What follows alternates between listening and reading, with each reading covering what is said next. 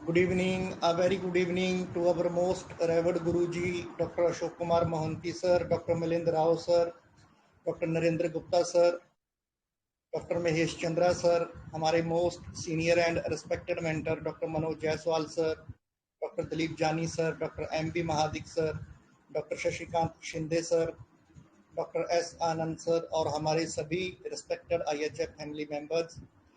तो जैसा कि आप सभी को पता है, हम हमारे beloved master doctor Ashok Kumar Mohanty sir का बर्थडे सेलिब्रेट कर रहे हैं और ये पूरा मंथ हम सेलिब्रेट करने वाले हैं और हमारे रिस्पेक्टेड मेंटर जो हैं वो सेशन ले रहे हैं। तो मैं हमारी आईएचएफ फैमिली की ओर से हमारे आज के respected mentor doctor Renu Khantwal ma'am का वेलकम करता हूँ। Welcome ma'am, a very good evening ma'am. नमस्ते sir, good evening sir, thank you so much sir. जी, तो over to you ma'am. Celebration start करते हैं स्टडी के साथ। हाँ जी सर, बिल्कुल। तो मैं स्टार्ट करूँ सर?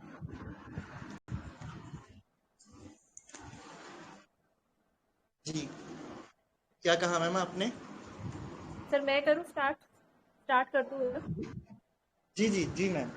जी, ओके सर। सर मेरी वॉइस क्लियर है ना? जी आ रही है मैम। Okay okay sir. तो वेरी गुड इवनिंग एवरीवन। तो सभी को नमस्ते। और ये जो सबसे पहले तो ग्रेटिट्यूड प्रवीण सर को, जो मुझे लास्ट ईयर भी अपॉर्चुनिटी मिला था, इस साल भी मिला है कि ये मंथ जो हम सर के लिए सेलिब्रेट करते हैं उनका बर्थडे। तो सबसे पहले तो सर को ये बहुत बहुत धन्यवाद। फिर ग्रेटिट्यूड करना चाहूँगी सभी जो सीनियर मेंटोर्स हैं, जो गुरु हैं हमारे, जिनसे हम सीखे हैं और आगे बढ़े हैं। Mahesh Chandra sir, Manoj Jaiswal sir, Dilip Jani sir, Liyaqat sir, Praveen sir और Shashikant sir, Anand sir, Mahadik sir, तो सभी को मेरा प्रणाम है। सभी से हमने सीखा है और आगे बढ़े हैं।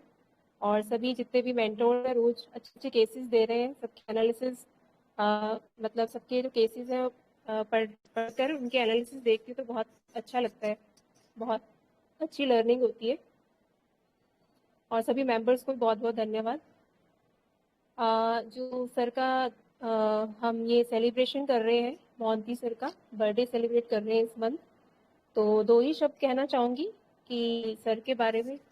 सर को एक्चुअली जब मैंने माइंड मेथड ज्वाइन किया, मुझे सर के बारे में तभी पता चला। मतलब मुझे आइडिया भी नहीं था कि सर, मतलब मोहंती सर जैसी सोल भी होम्योपैथिक वर्ल्ड में है। तो वो जब गए, मुझे उसी साल ही उनके बारे में पता चला। तो और वो द्वारका दिल्ली में ही थे और मैं भी मतलब द्वारका में ही प्रैक्टिस करती हूँ, द्वारका में ही रहती हूँ। तो ऐसी वाली बात थी कि जैसे सागर आपके सामने और आप हाथ भी नहीं धो पा रहे हो, तो कुछ ऐसा ये सोच सकती हूँ मैं।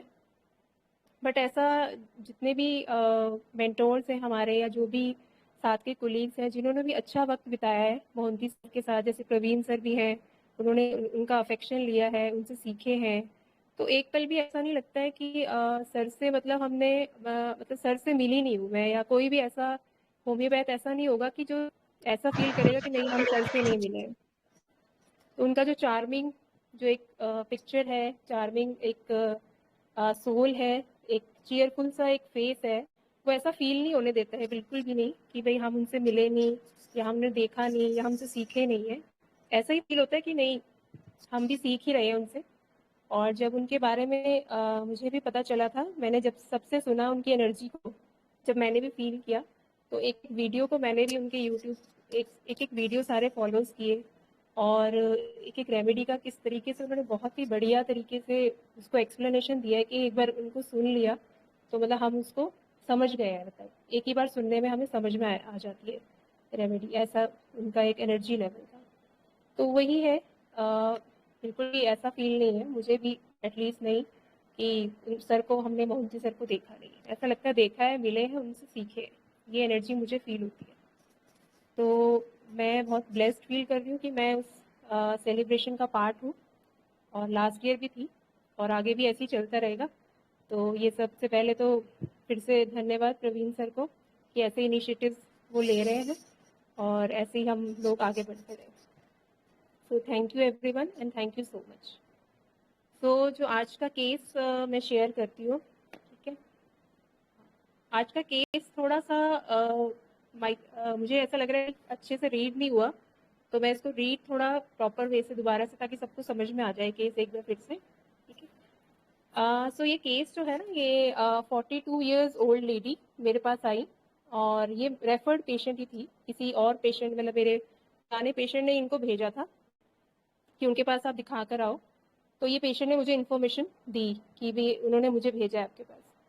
तो पेशेंट ने आते ही मुझे बोला कि मैम मेरे ना ये हाथ में देखो, पेशेंट ने मुझे अपने हाथ दिखाए, मैं क्रीम या मॉइस्चराइजर लगाऊं तो ठीक रहता है। मैंने एलोपैथिक में भी दिखाया, तो एलोपैथी में इसका ट्रीटमेंट है, ट्रीटमेंट नहीं है, तो मोस्टली वो विटामिन देते हैं।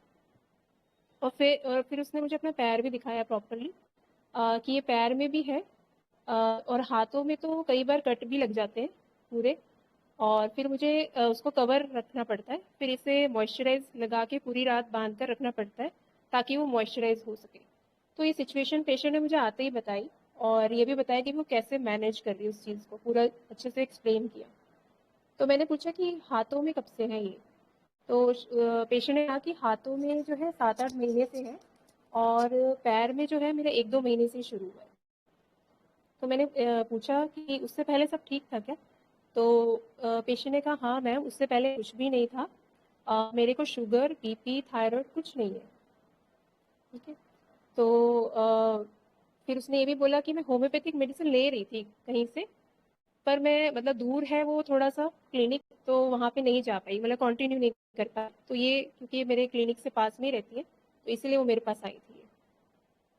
तो मैंने फिर थोड़ा और पूछा कि भी 7-8 महीने पहले आपने कोई सोप चेंज किया, या पानी चेंज हुआ है, या प्लेस कोई चेंज हुई है? तो पेशेंट ने बिल्कुल डिनाई किया, नहीं मैम ऐसा कुछ नहीं है। तो फिर मैंने पूछा कि 7-8 महीने कोई स्ट्रेस आया है कुछ, कहीं पे भी कोई स्ट्रेस फील कर रहे हो आप? तो पेशेंट ने बोला हाँ स्ट्रेस तो रहता ही है मैम, जॉब में हूँ मैं, गारमेंट्स कंपनी में अकाउंट्स का काम है, तो स्ट्रेस तो होता ही है। और इसके बीच में उन्होंने एक बड़ी अच्छी स्माइल दी मुझे। तो फिर मैंने कहा कि अकाउंट्स में कोई वर्कलोड है? तो अगेन पेशेंट ने कहा वर्कलोड तो रहता ही है मैम, जीएसटी है एटसेट्रा, बट मैं शुरू से ही अकाउंट इंडस्ट्री में हूँ, 16-17 साल हो गए, और वर्कलोड मतलब सेम ही है मेरा। मतलब पेशेंट के कहने का मतलब था कि कुछ भी ऐसा चेंज नहीं हुआ है, मतलब जो पहले काम करती थी वही काम अभी भी कर रही हूँ। तो फिर मैंने पूछा कि इसको लेकर क्या सोचते हो आप? तो पेशेंट ने कहा कि इचिंग बहुत होती है, और अच्छे भी नहीं लगते ना, देखने में अजीब से लगते हैं। और पेशेंट ने ये भी ऐड किया कि गर्ल की बॉडी है, ऑब्वियसली हैंड्स में रैशेज रहेंगे तो अजीब सा ही लगेगा। और ये पेशेंट ने फिर से एक अच्छा सा स्माइल दिया मुझे। तो मैंने पूछा और क्या सोचते हैं आप इसको मन में लेकर? तो पेशेंट ने कहा कि मैम इसको ठीक करना ज़रूरी है। अगेन शी स्माइल, क्योंकि कई बार क्या होता है, बेटी को टच करती हूँ तो वो कहती है आपके हाथ तो कितने बेकार हो रखे हैं, इतने रफ हैं, सो डोंट टच मी, ठीक है। तो ये उसने रिएक्शन अपनी डॉटर का बताया कि ऐसे कभी टच कर देती तो बोलती मम्मा डोंट टच मी। तो मैंने कहा क्या लगता है आपको?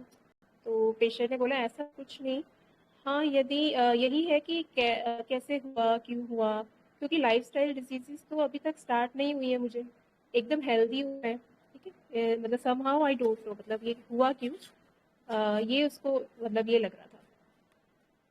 तो मैंने पूछा कि अभी क्यों लगा आपको कि अब इसको ठीक करना है?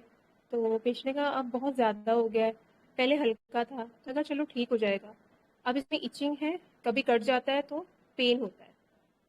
तो फिर मैंने उसको पूछा कि आपका थोड़ा सा नेचर बताइए, आप कैसे, क्या स्वभाव है आपका? तो पेशेंट ने कहा कि मैं थोड़ी शॉर्ट टेम्पर्ड हूँ, मुझे गुस्सा बहुत जल्दी आता है, मेरा काम टाइम पे नहीं होता है तो गुस्सा आता है। मैं थोड़ी सी पंक्चुअल हूँ, जैसे मान लो आपने इस टाइम पर बुलाया, तो मैं 15 मिनट पहले आ गई। हाँ, तो ये ऐसा हुआ था कि जब फॉलोअप में भी मैंने बुलाया था तो टाइम से पहले ही आ गई थी मेरे पास, 20 मिनट पहले ही।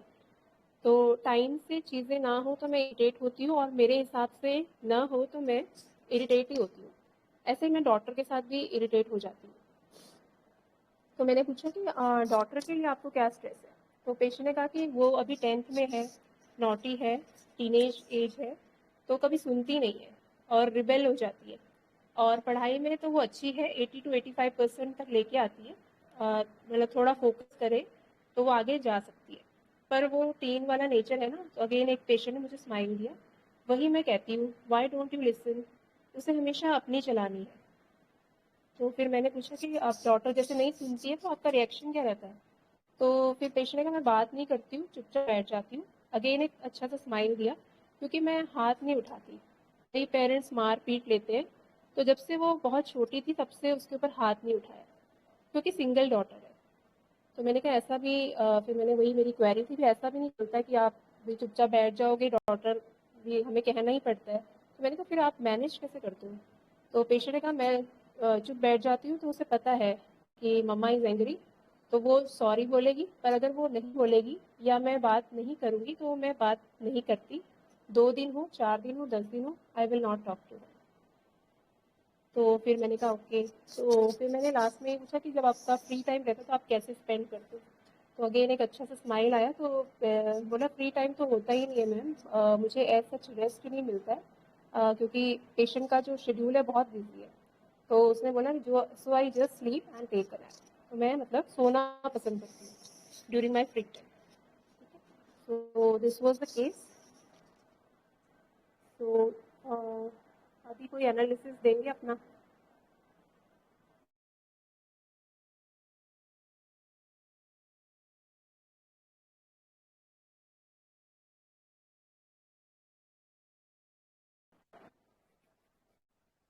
अभी कोई बताइए प्लीज।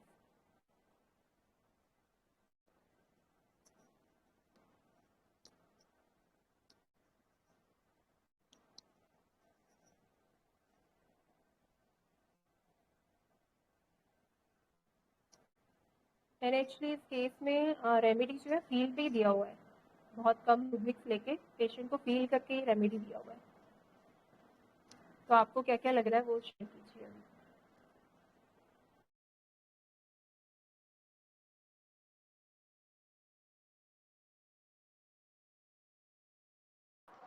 Hello ma'am.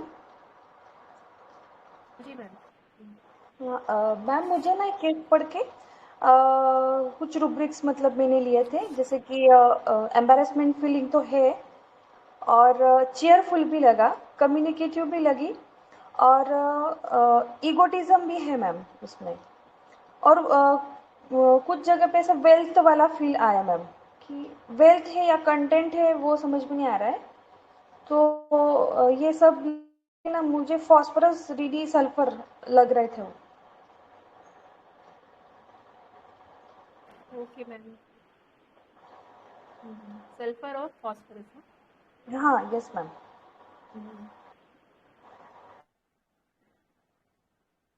और हेलो, गुड इवनिंग मैम। हाँ जी, गुड इवनिंग। ये लेडी एम्बेरसमेंट में है, वो अच्छा नहीं लग रहा है, दिख रहा है, और फीमेल का बॉडी है तो अच्छा नहीं दिख रहा है, सो एम्बेरस्ड फीलिंग है। फिर sensitive to moral impression, like वो बच्ची को मारती नहीं है, मतलब मारना अच्छी बात नहीं है, तो इसको पता है। एंड इगोटिज्म है, लाइक बात वो नहीं करेगी, अगर उस मतलब लड़की के साथ उसका कुछ प्रॉब्लम है तो फिर वो बात भी नहीं करेगी, और 10 दिन तक भी बात नहीं कर सकती है।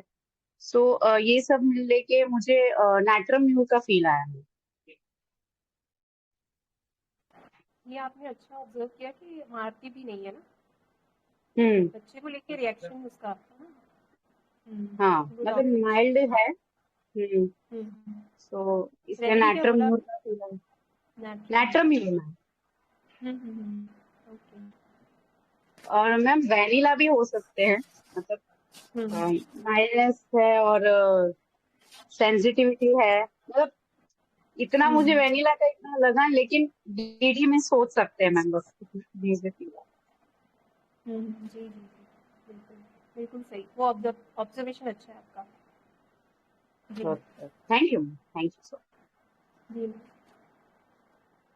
और बताइए।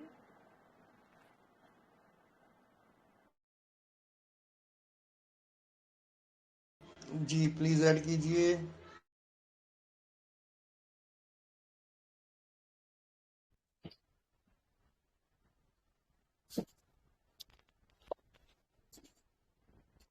हेलो जी, जल्दी जल्दी ऐड कीजिए प्लीज।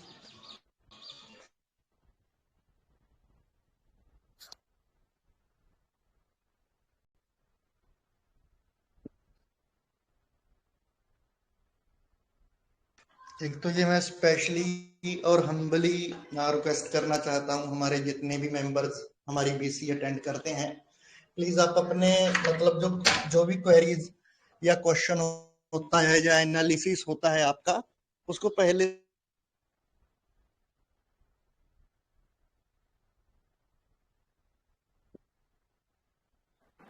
फिर आपका वॉइस चला गया।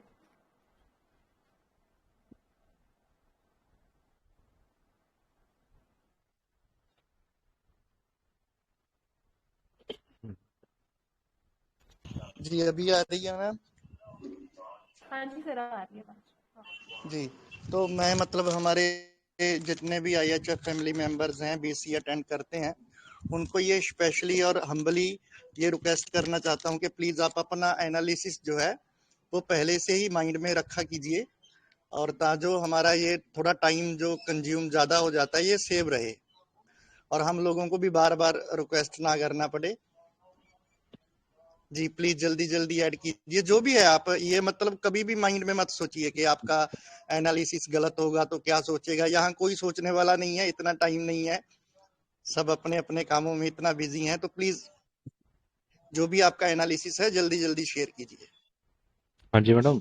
मैडम एक तो एम्बार्समेंट तो है ही है उसका पेशेंट का, और साथ में mind anchor will things don't go after him. जैसे वो बोलती है अगर मेरे हिसाब से नहीं होता तो मुझे थोड़ा गुस्सा आता है, फिर एक ये रूब्रिक लिया। और साथ में माइंड एक्स्ट्रा वैकेंस भी है। वो बोलती है कि मेरा जब ज़्यादा बढ़ा तो फिर मेरे को आया कि मैं जाऊं। तो उस हिसाब से नटर में और क्या देख रहे हैं? अभी जो भी एनालिसिस शेयर कर रहे हैं वो थोड़ा सा फॉलोअप का वीडियो देखकर, हाँ जी। उसमें थोड़ा सा हाँ पेशेंट का टोन देखकर, मतलब जो मैंने फॉलोअप दिया है ना थोड़ा 30 हाँ 40 हाँ। सेकेंड्स का, उसमें पेशेंट का टोन भी आप नोट करें और पेशेंट ओके। का कंसर्न भी नोट करके एनालिसिस डालिए, मतलब अभी मैडम एनालिसिस एक्चुअली, बोलिए। हाँ, अभी आपने जो केस दिया ना, अभी रिसेंट मैंने थोड़ा ऐड किया रूब्रिक्स। मैंने वो हाँ आज पढ़ा ही नहीं, केस ही नहीं, वो थोड़ा सा बिजी था शेड्यूल, तो वो अच्छा देखा अच्छा। नहीं। हाँ जी हाँ जी, सॉरी। नहीं, बिना केस रीडिंग के नटर, कुछ हाँ जी, नटर मेरे का कुछ लग रहा है ऐसा। हाँ जी, okay. Thank you madam, thank you.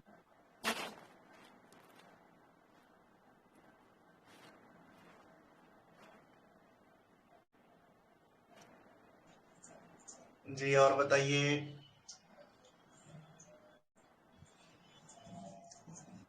Neha Agarwal ma'am, please आप ऐड करेंगे आपका analysis.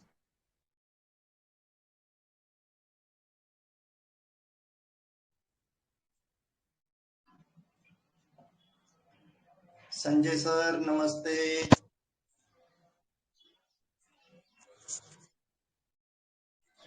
Sir. Ma'am hello hello. Hello, हाँ जी मैम। जी जी। हाँ मैम, हाँ मैम। संजय सर बोल रहे हैं क्या? हेलो। नहीं मैम, आप बोलिए, आप बोलिए। जी हाँ मैम, एक्चुअली मेरा इंटरनेट डाउन है तो मैं वीडियो तो नहीं रन हुआ मेरा। अभी मैंने जस्ट पढ़ा, मुझे टाइम मिला तो।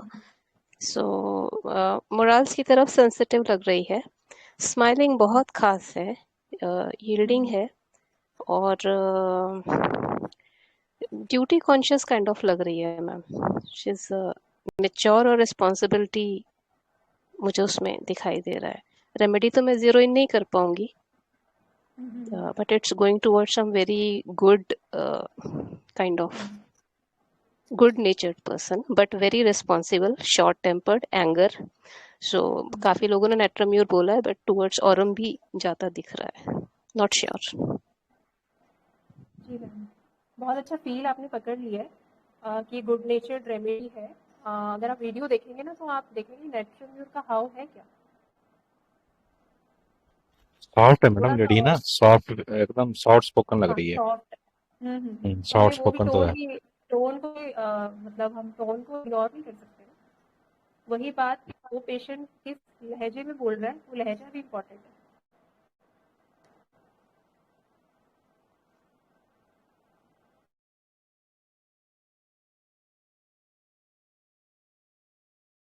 सरोजा जी मैम शेयर थैंक यू करेंगे। रश्मि मैम।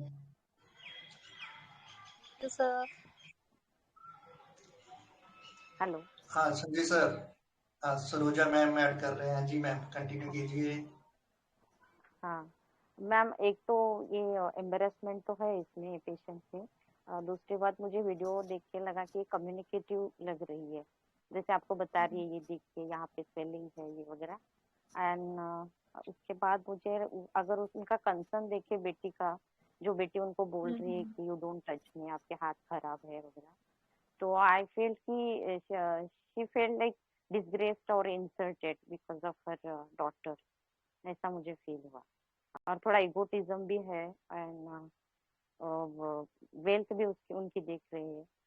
तो इस तरह से मुझे थोड़ा सा सल्फर फॉस्फोरस की तरफ अकॉर्डिंग टू रूब्रिक्स लग रहा था, बट कालीसल का ज्यादा आ रहा है, जैसे 17-18 ईयर्स की इन वर्क, वो देख अपना काम कर रही है और रिस्पॉन्सिबिलिटी भी है उनकी, और उनका टोन भी बहुत माइल्ड है, कंटेंट भी हो सकती है आई फील।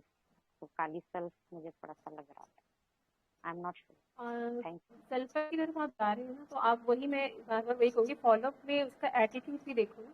टोन देखा हमने, एटीट्यूड क्या है, वहां पर का इगोटिज्म नजर आ रहा है। और जो एम्बेरसमेंट है वो रूब्रिक है हमारे पास, एलिमेंट्स फ्रॉम एम्बेरसमेंट। तो यहाँ पे एम्बेरसमेंट, द एलिमेंट्स एम्बेरसमेंट की वजह से आए हैं। Yes ma'am.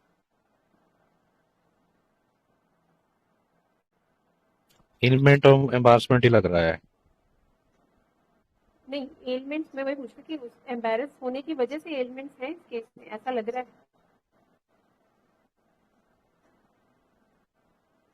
क्योंकि रूब्रिक हमारे पास है एलिमेंट फ्रॉम एम्बेरसमेंट, मतलब एम्बेरस हो के पेशेंट के अंदर एलिमेंट्स आ गए, तो वो केस में दिख रहा है। एलिमेंट्स मतलब कि वो बीमार ही एम्बेरस होके हुआ ना। हाँ, उसके हाँ। इलनेस के कारण, नहीं तो वो फ्रॉम मैम, एम्बेरस इलनेस। नहीं लग रहा है। नहीं लग रहा है ना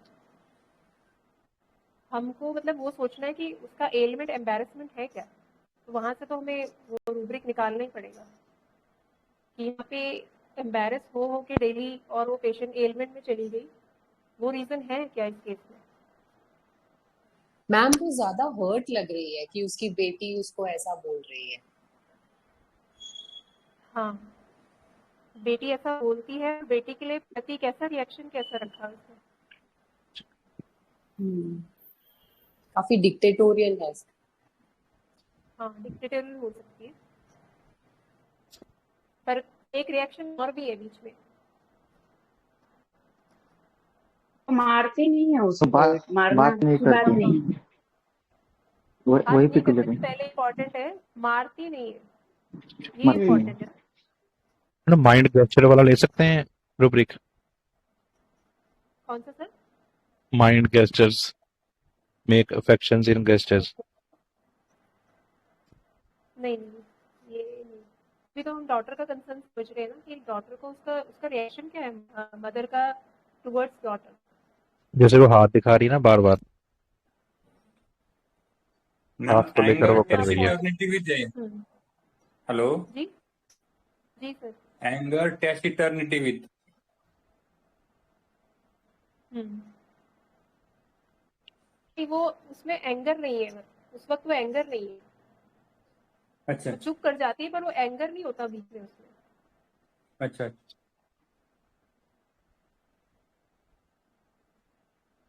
बेटी से मतलब पहले तो हमें वो समझना है कि बेटी के प्रति उसका रिएक्शन कैसा है ना, ये मारती नहीं है, ये क्या चीज है।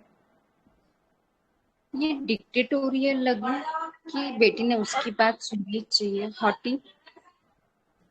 मैम मॉरल्स में है female, she is in morals. और सोचिए, मोरल से ज्यादा भी है इम्पोर्टेंट। डिक्टेटोरियल है मैम ये। और कब से नहीं मारा, तो आपने एक चीज नोट की, एक लाइन बड़ी इंपॉर्टेंट है कि जब से वो छोटी है, तब से ही मारा ही नहीं है। अभी ट्रैक चेंज हो जाएगा सोचने का। अफेक्शनेट,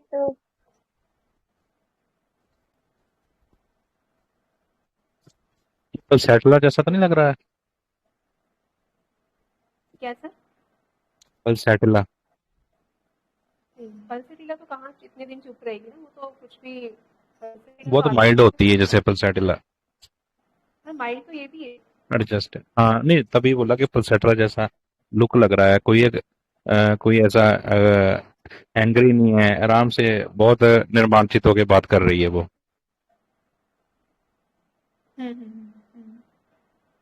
बट वो जो लास्ट के पार्ट है ना, वो थोड़ा सा अलग हटा रहा है ना, मतलब रेमेडीज को मिक्स कर रहा है वो।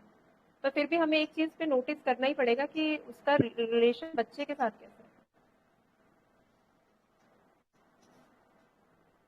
और ओवरऑल पर्सनैलिटी कैसी है। अफेक्शनेट है,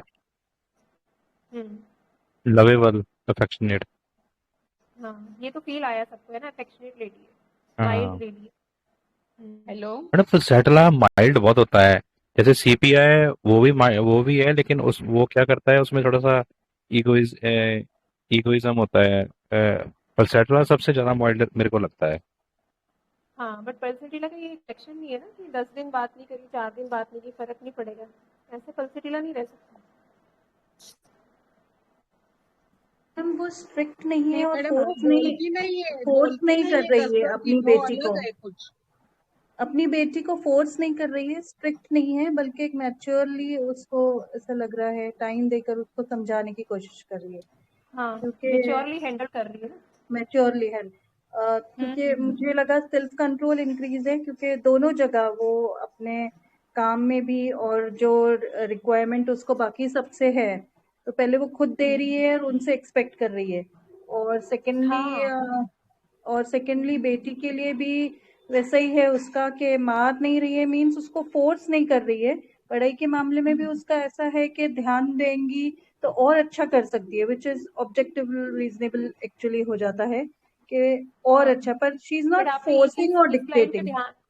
इस चीज पे ध्यान दीजिए कि मार कब से रही है। छोटी थी तब से।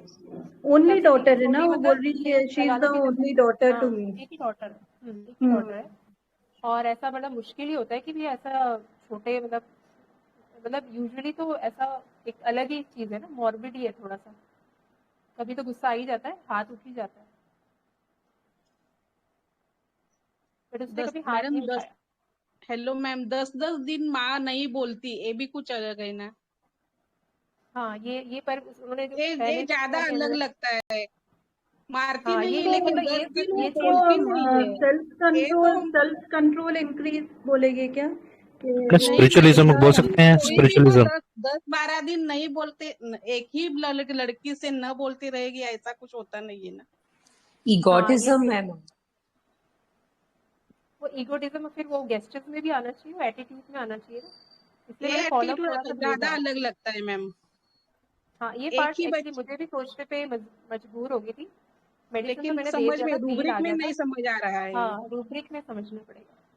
एक ही बच्ची है और वो 10 दिन बोलती नहीं, ऐसा कैसे हो सकता है। पर कब मतलब अभी जो पीछे डॉक्टर ने एनालिसिस दिया वो बड़ा अच्छा दिया कि इतना करेगी तो रेसिप्रोकेशन भी तो चाहिए ना। ऐसे तो नहीं भाई वो मेच्योरली हैंडल कर रही है ना। ऐसा तो नहीं कि कुछ काम धाम नहीं कर रही और बच्चे से बात भी नहीं कर रही है, मार भी नहीं रही है, दिन रात काम तो कर ही रही है, उसकी पढ़ाई की चिंता भी कर रही है।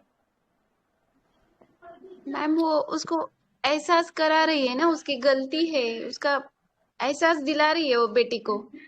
पनिश नहीं कर रही है, हाँ, लेकिन उसके साथ पनिश बात नहीं भी कर नहीं रही है, कर रही है एहसास वो। दिला रही है। गलती का बिना मारे एहसास बिना दिला कहे, रही हाँ, बिना है। मारे यस। बिना कहे एहसास दिला रही है ना, तो ये क्या हो सकता है। सप्रेस्ड है, इलियंस ऑफ एंगर सप्रेस्ड और सेंसिटिव टू मॉरल इंप्रेशन, लेके एंगर स्टेफिस सप्रेस, एग्रिया। हाँ, एंगर सप्रेस हो डिटरमाइन सकता है है। क्या मैडम? डिटरमाइन ले सकते हैं क्या? एंगर सप्रेस्ड और सेंसिटिव टू मॉरल इंप्रेशन और अफेक्शनेट और सेंस, ये सब मिला के स्टेफिस वगैरह आ रहा है। एलिमेंट्स फ्रॉम एंगर सप्रेस, जो आपने एलिमेंट्स की बात की उस हिसाब से नहीं है, वो एलिमेंट्स फ्रॉम एम्बेरसमेंट नहीं है, एलिमेंट्स फ्रॉम शायद एंगर सप्रेस है। और वो बच्चे के लिए जो वो एंगर क्यों सप्रेस्ड है, क्योंकि वो मॉरल इम्प्रेशंस में है सेंसिटिविटी, तो इसलिए वो बता नहीं रही है और बचपन से नहीं मारी है, मतलब इट इज समथिंग वेरी बच्चे यूनिक। के लिए बच्चे, हाँ यूनिक है, बट बच्चे के लिए मोरल्स क्या दिखाने? मदर है, मदर का राइट होता है मारना पीटना जो भी करे, मतलब मदर इज द फर्स्ट गुरु ना ऑफ द चाइल्ड। यस, तो उसमें एंगर मोरल्स तो क्या दिखा दिखाने? रही है ना मैम, वो बात नहीं कर रही है, मतलब वो गुस्सा है ये तो दिखा रही है, तो यहाँ पे एंगर सप्रेस नहीं ले सकते ना, मतलब उसका बिहेवियर से तो दिख रहा है कि ले मम्मी सकते हैं, गुस्सा है। हाँ ले एंगर सकते सप्रेस ले सकते हैं, हाँ ले सकते हैं। हार्ट इजिली भी ले सकते हैं क्या मैम? वो एंगर हार्ट हो मतलब रही है एंगर उससे, तो, हाँ क्या चीज, मतलब क्या बोला? उसकी बेटी उसका बात नहीं मान रही है तो वो हर्ट हो रही है उस चीज से, तो वो इस नाम ऑब्वियसली, से बात नहीं कर रही है, तो ऑब्वियसली हर्ट हर्ट इजिली। तो इस बात से भी हो सकती है, वो जो मेरे साथ शेयर भी नहीं किया होगा, वो कि भी टच नहीं करने देती ना बेटी। हाँ, उसकी मतलब बेटी उसने टच बोला ना, करने वो नहीं एक देती इस पार्ट ये नाम भी से बोला भी। ना, भी आप डोंट टच मी, वो ऐसा बोलती है मेरे को। Yes ma'am. मैम ये डिसिप्लिन हो ऑन सकता है, टॉप डिसिप्लिन में हो सकता है क्या? हाँ रेमेडी है इसमें, मतलब डिसिप्लिन में है ये remedy. Discipline and on top discipline ऐसा। मतलब ऐसा नहीं कि डिसिप्लिन नॉट ऑफ डिसिप्लिन, बिल्कुल ही डिसिप्लिन तो ऐसा होता है ना कि इधर की चीज़ ऐसे ही होनी चाहिए, ऐसा ही होना चाहिए, इतना स्ट्रिक्ट भी नहीं। वो डिटरमाइंड है, जो तय किया है वो उससे अलग नहीं हो सकती, हाँ ऐसा ओवरऑल लगता पर्सनैलिटी कह सकते हैं कि डिटरमिन्ड है या डिटरमिन इंडस्ट्रियस लगती लेडी है। है। हम्म,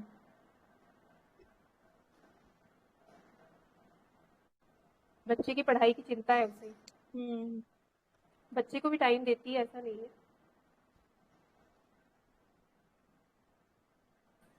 मैम ये नेट्रम्यूर हो सकती है क्या? क्योंकि उसमें रेचेड फीलिंग्स मेरे को थोड़ी दिखाई रही है।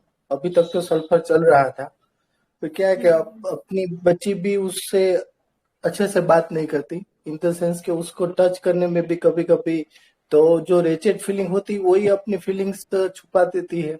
या आपसे भी उसने पूरी बात नहीं कही कि आपको क्या फील होता है उस टाइम, तो उसने कहा कुछ भी नहीं। तो maybe she is secretive, तो दैट्स व्हाई उसने एक्सप्रेस नहीं किया। तो हाँ और ये आप सिक्रेटिव समझ सकते हैं, हम सिक्रेटिव, पर इतना ओवरऑल जो इतनी मेरे को इन्फॉर्मेशन दी, मैं हाथ को मतलब आते ही अभी जैसे फॉलोअप में भी दिखा रही है ना, प्रॉपर हाथ दिखा रही है मुझे कि ये देखो ना ऐसे, ठीक है ना, तो या दो तो वो अपनी फेज फीलिंग्स है को इसमें। मैम एक्सप्रेस नहीं कर रही है, इतने से एक थोड़ा काम चलता है कि भाई अच्छा नहीं लगता है, हाँ या हाँ ये हो हाँ, सकता तो है, उतनी जी जी बात से बिल्कुल। उसने कोई और एक्सप्रेशन नहीं हाँ दी है। और मतलब दूसरी कहाँ क्या है कि पॉइंट। नेचर म्यूर में कभी कभी ऐसा होता है कि जो अपने पास्ट में उसने कोई भी मिस्टेक किया है, तो बच्ची का भी वो ऐसा भी बोल रही थी, जैसा मैंने पहले केस स्टडी किया, कि वो इन फ्यूचर ऐसी कोई बात ना कर दे, या अगर अच्छे से पढ़ाई करे उसके अलावा और कुछ ना करे। तो मे बी वो जब एज इतनी होती है टीन एज में, उसने कहा ना बच्ची टीन एज में है, तो वो कोई और साइड पे चली ना जाए।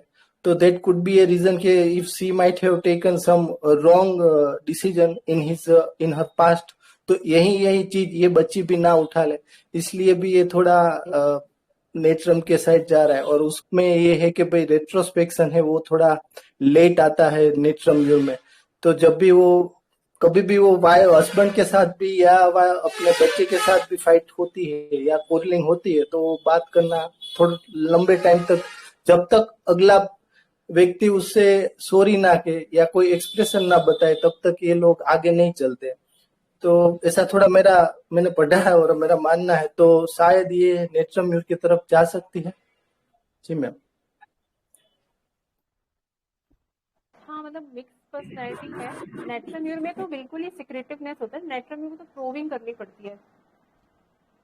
और नेचुरल म्यूर तो आपको मतलब कहीं पे कोई टचिंग पॉइंट फिजिशियन के मुंह से निकल गया तो हो सकता है अगली बार आए भी ना, या बहुत सोच सोच के अपनी चीज़ों को बताना, या है ना उसमें तो नेचुरल म्यूर तो बहुत ज़्यादा सिक्रेटिव है। जी मैम, तो ये बात आपने अच्छी ऑब्जर्व की कि हाँ कहाँ बताना है और कहाँ नहीं बताना है, तो दोनों चीजें हो सकती है रेमेडी में, सिक्रेटिव भी हो सकती है और बताने वाली कम्युनिकेटिव भी हो सकती ओके मैम, थैंक यू।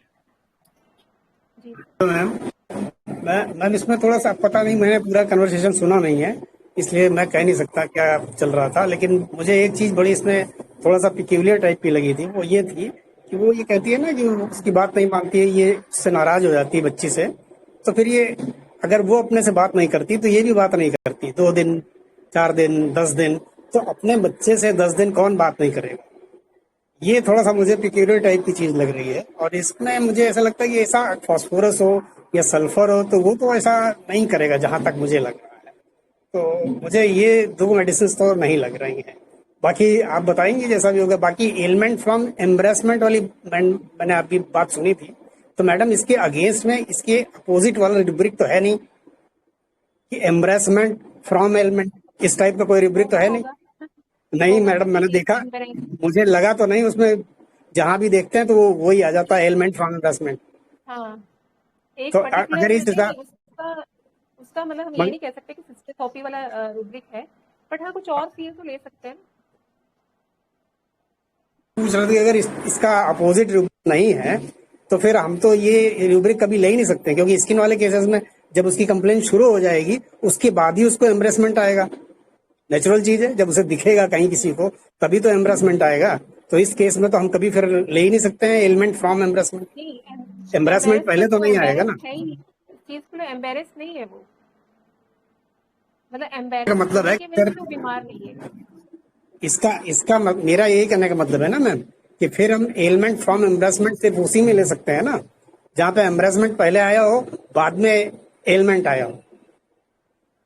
हाँ ग्रीस सर, ओवरऑल ये हाँ आप, सॉरी मैम, ये आप हाँ पॉइंट जी थोड़ा ठीक भी कह रहे हैं कि जो स्किन प्रॉब्लम वाले केसेस होते हैं तो उनमें ये थोड़ा कंसर्न रहता ही है कि उनको एम्ब्रेस फील होता है ना। तो थोड़ा ये मैं बता दूं कि मेरा एक केस था, है ना, वो मतलब हेयर ड्रेसर के पास जाता था कटिंग के लिए, तो वो बोलता था कि कितना डेंड्रफ है ना, और उसको ईचिंग भी बहुत थी। तो वो कई बार क्या करता था ना कि साइड पे जाके ईचिंग करता था। तो वहां पर हम एलिमेंट्स फ्रॉम एम्ब्रेसमेंट ले सकते हैं क्योंकि वो साइड पे जा रहा है, साइड पे जाके ईचिंग कर रहा है। तो लेकिन इस केस में भी तो ये है ना, उसने कहा कि सामने मुझे थोड़ा सा अच्छा नहीं लगता। जी सर वर्डिंग्स ना, आप थोड़ा सा हमें वर्डिंग्स को भी वर्जन हम कहते हैं कि इंपॉर्टेंट नहीं होते, पर थोड़ा सा कभी कभी वर्जन का भी थोड़ा उल्टा मतलब निकल जाता है। उसने बोला कि उसने अगर आप दोबारा से केस में देखेंगे ना, तो उसने बोला कि मैम गर्ल की बॉडी है ना, तो भी अच्छी नहीं लगती ना। उसने एक लॉजिक भी दे दिया अभी क्यों अच्छी नहीं लग रही है, कि गर्ल वुमेन्स के मतलब वुमेन्स का क्या होना चाहिए, फेयर होना चाहिए, क्लीन होना चाहिए, है ना, ये उसका कंसर्न है छोटा सा। रीजनेबल होगा तो यहाँ मैम, पे अगर वो नहीं है तो यहाँ पे ऑब्जेक्टिव रीजनेबल होना चाहिए। हाँ नहीं ऑब्जेक्टिव रीजनेबल भी नहीं है, यहाँ पे उसका खुद का एक कंसर्न है कि अगर मैंने ही पूछा ना कि मैं आपको इसको क्यों अभी, जैसे आप केस में दोबारा से रीड करोगे, मैं एक बार दोबारा आपको read करूंगी।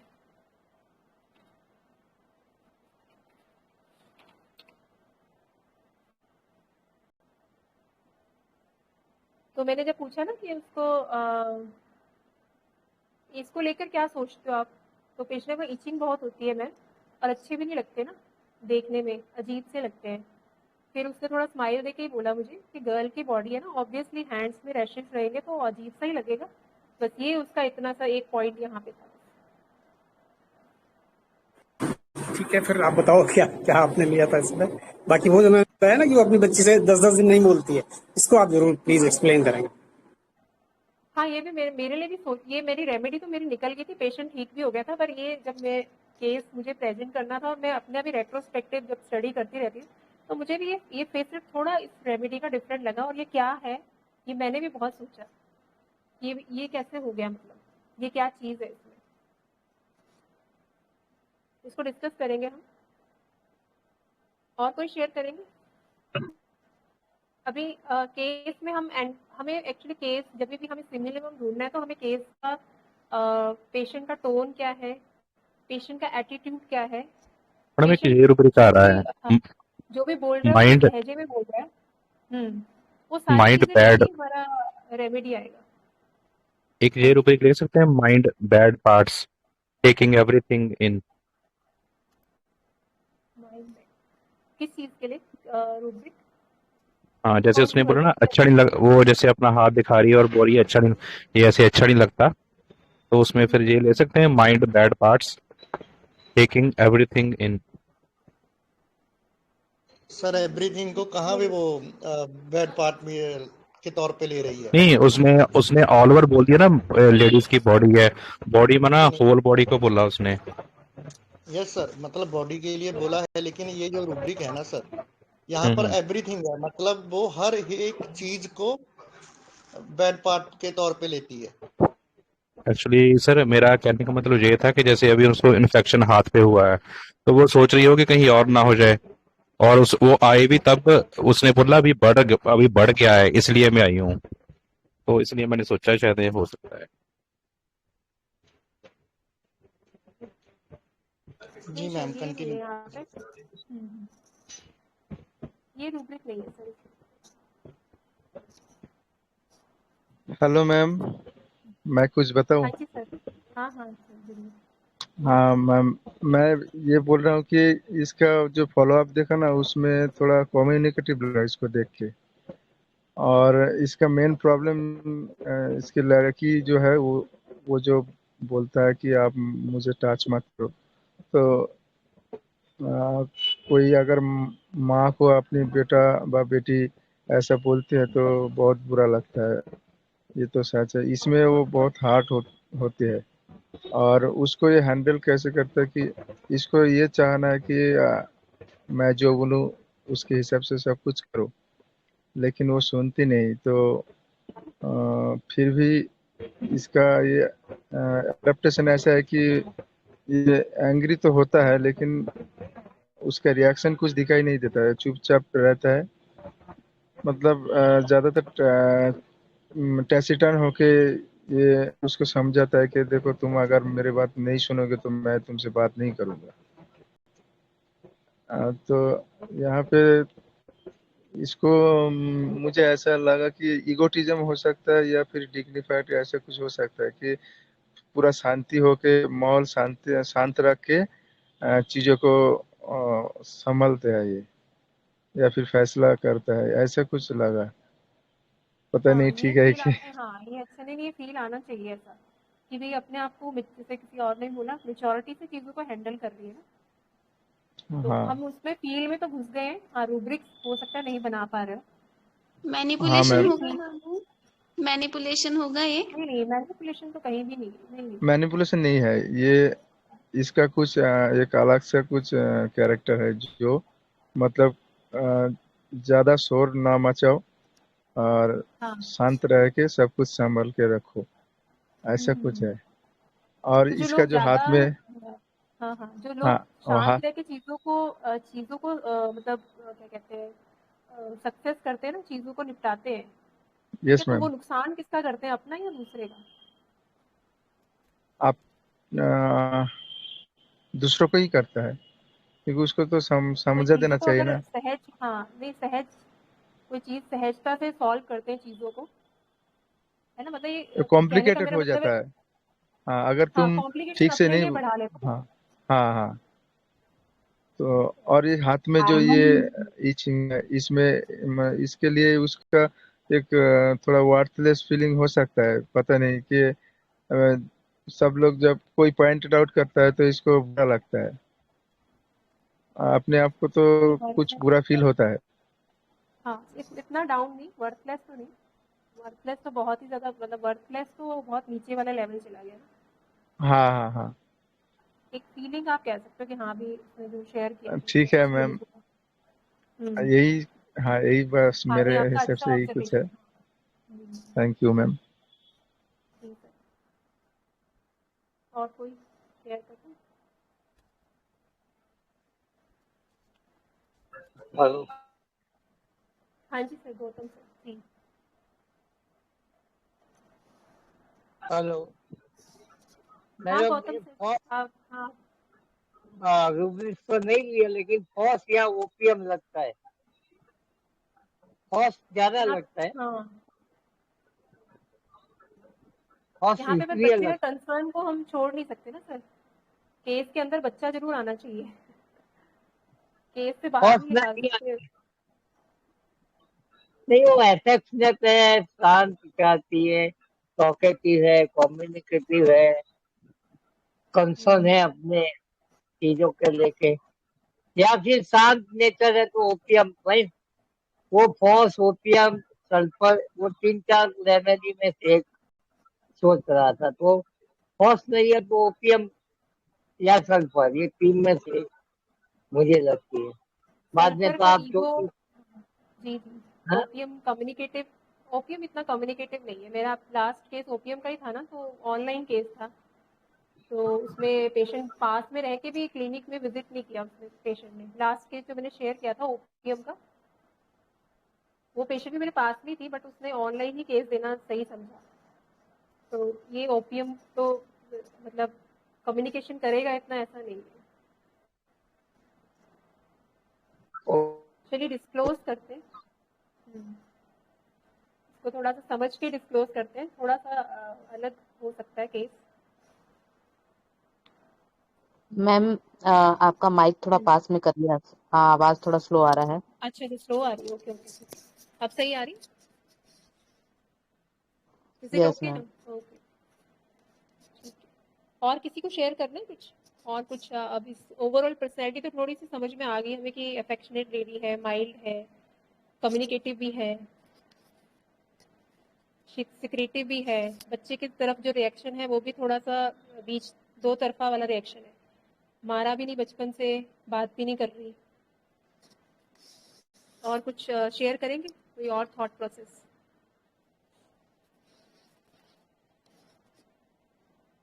कॉन्ट्ररी रूल आउट कर सकते हैं, बट बहुत ऐसे एविडेंटली कॉन्ट्ररी बिहेवियर दिख नहीं रहा, एक्सेप्ट फॉर दिस कि she doesn't talk for many days. May be patient harmony में है शायद, पता नहीं हार्मनी मतलब कुछ ज्यादा, मतलब हार्मनी क्यों चाहते हैं कि कुछ कोरस ना हो, शांति बनी रहे।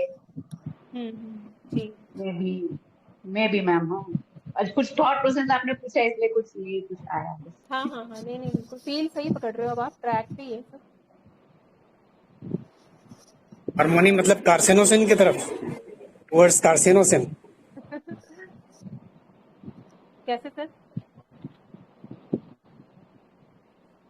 किसी को कुछ कहती नहीं है, बहुत माइल्ड है, सॉफ्ट है, और अभी अभी मैम ने कहा कि हार्मोनी की तरफ है, तो ये सारी चीजें लेकर के तो कार्सिनोसिन जैसा ही फील आ रहा है थोड़ा सा, और क्या। अच्छा, तो आपने ही कहा था कि वो फिर ऐसे वो 2-4 दिन तक बात नहीं करती, वो क्या होगा फिर? कंफ्यूजन है, इसीलिए मैंने आपसे पहले ही वो पूछा था, ये चीज क्या है, ये चीज मुझे थोड़ा सा क्लियर नहीं है। ठीक, चलिए इसको प्रवीण सर मैं डिस्क्लोज करूं? Yes ma'am, thank you Girish sir. कम से कम मैं जब से सेशन स्टार्ट हुआ है सोच ही रहा था कि कार्सिनोसिन कोई क्यों नहीं बोल रहा है, लेकिन आपने बोला उसके लिए थैंक यू। Ji ma'am. तो इसको हम थोड़ा सा, क्योंकि मैंने तो फील्ड पे रेमेडी दे दिया था, और जब इसका रेट्रोस्पेक्टिव जो एक हम समझते हैं ना कि रेमेडी क्या है, इसमें ये पोर्शन क्या है, ये पोर्शन क्या है, पेशेंट तो चलो ठीक होके अपने चला गया, पर हमें थोड़ा सा उसका केस को स्टडी करना भी चाहिए कि तो ताकि हमें रेमेडी को समझ जाए थोड़ा। तो इस केस में सबसे पहले जो इम्पोर्टेंट बात है कि पेशेंट रेफ़र होके आया था मेरे पास, और उसने मतलब सारा कुछ मुझे बताया भी प्रॉपर कि मुझे आपके पास किसी ने भेजा है। 1 मिनट।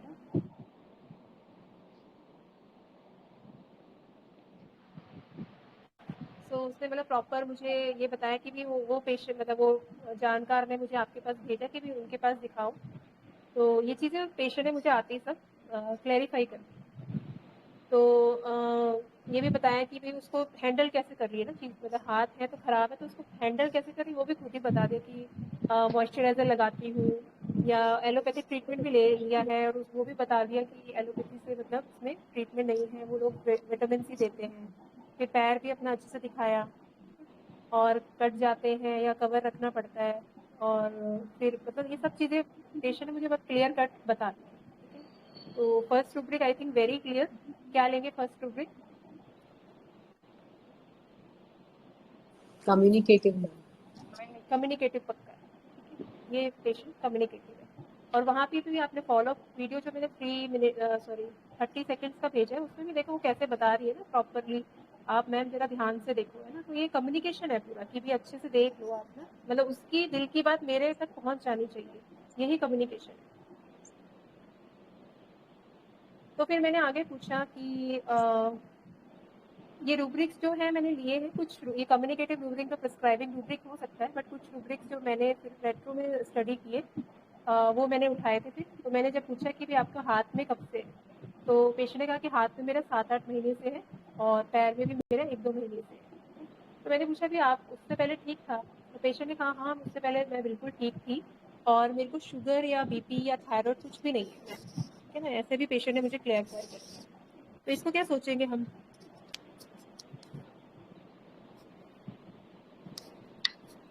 बेल्ट मिलेंगे?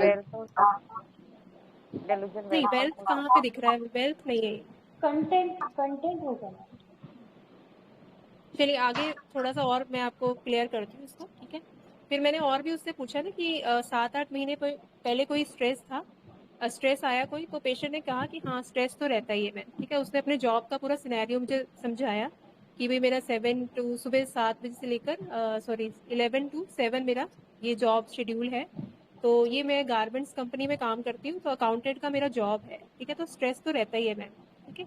तो ये क्या चीज़, ये यहाँ ये हम क्या लेंगे इसमें रूब्रिक? ये मतलब बहुत एंजाइटी क्लियर अबाउट ये बहुत बिजनेस मैम। मतलब हाँ ये मतलब क्लियर रूब्रिक था यहाँ पे कि पेशेंट ने खुद मुंह से बोल दिया कि हाँ स्ट्रेस तो है। ये तो चीज़ें हैं कि भाई मुझे अकाउंट्स की छोटी छोटी चीज़ें, जीएसटी, ये वो बहुत सारे जो गवर्नमेंट ने नए नए प्लान्स डाल दिए, वो सब चीज़ें बहुत देखनी पड़ती हैं बारीकी से। Anxiety business? बिजनेस। नहीं, बिजनेस की एंजाइटी कहाँ पे? बिजनेस तो चल ही रहा है। अच्छा, बिजनेस तो जॉब कर ही रही है ना यहाँ पे। वो तो एंजाइटी तब होगी भी काम ही नहीं हो रहा है, काम कर नहीं पा रही, काम छूट गया, काम रुक गया। यहाँ पे मतलब वर्क को लेके चिंता है उसको ना, वर्क का प्रेशर तो है इस लेडी पे। मतलब तो ये ड्यूटी होगा क्या? Duty too much sense of duty? नहीं, ये एक तरह का स्ट्रेस, मतलब देखो ये स्ट्रेस को हम ओवरऑल ही ले लेंगे कि ऑफिस में भी स्ट्रेस है और घर में भी बेटी का भी स्ट्रेस है, ठीक है। तो तो यहाँ एलिमेंट फ्रॉम एंजाइटी? नहीं, elements from cares and worries, इसमें मैंने लिया elements from cares and worries कि भाई वरीज है, अपने ऑफिस का काम भी देखना है, घर पे आके भी सारे वो हाउस होल्ड के कोर्स भी उसे निपटाने हैं, फिर बेटी का 10th में उसके भी सारी चीज़ें उसको नोट करनी है, ठीक है। तो यहाँ पे मैंने elements from cares and worries लिया। तो फिर मैंने पूछा उसको कि भी अकाउंट्स में कोई वर्कलोड आ गया है।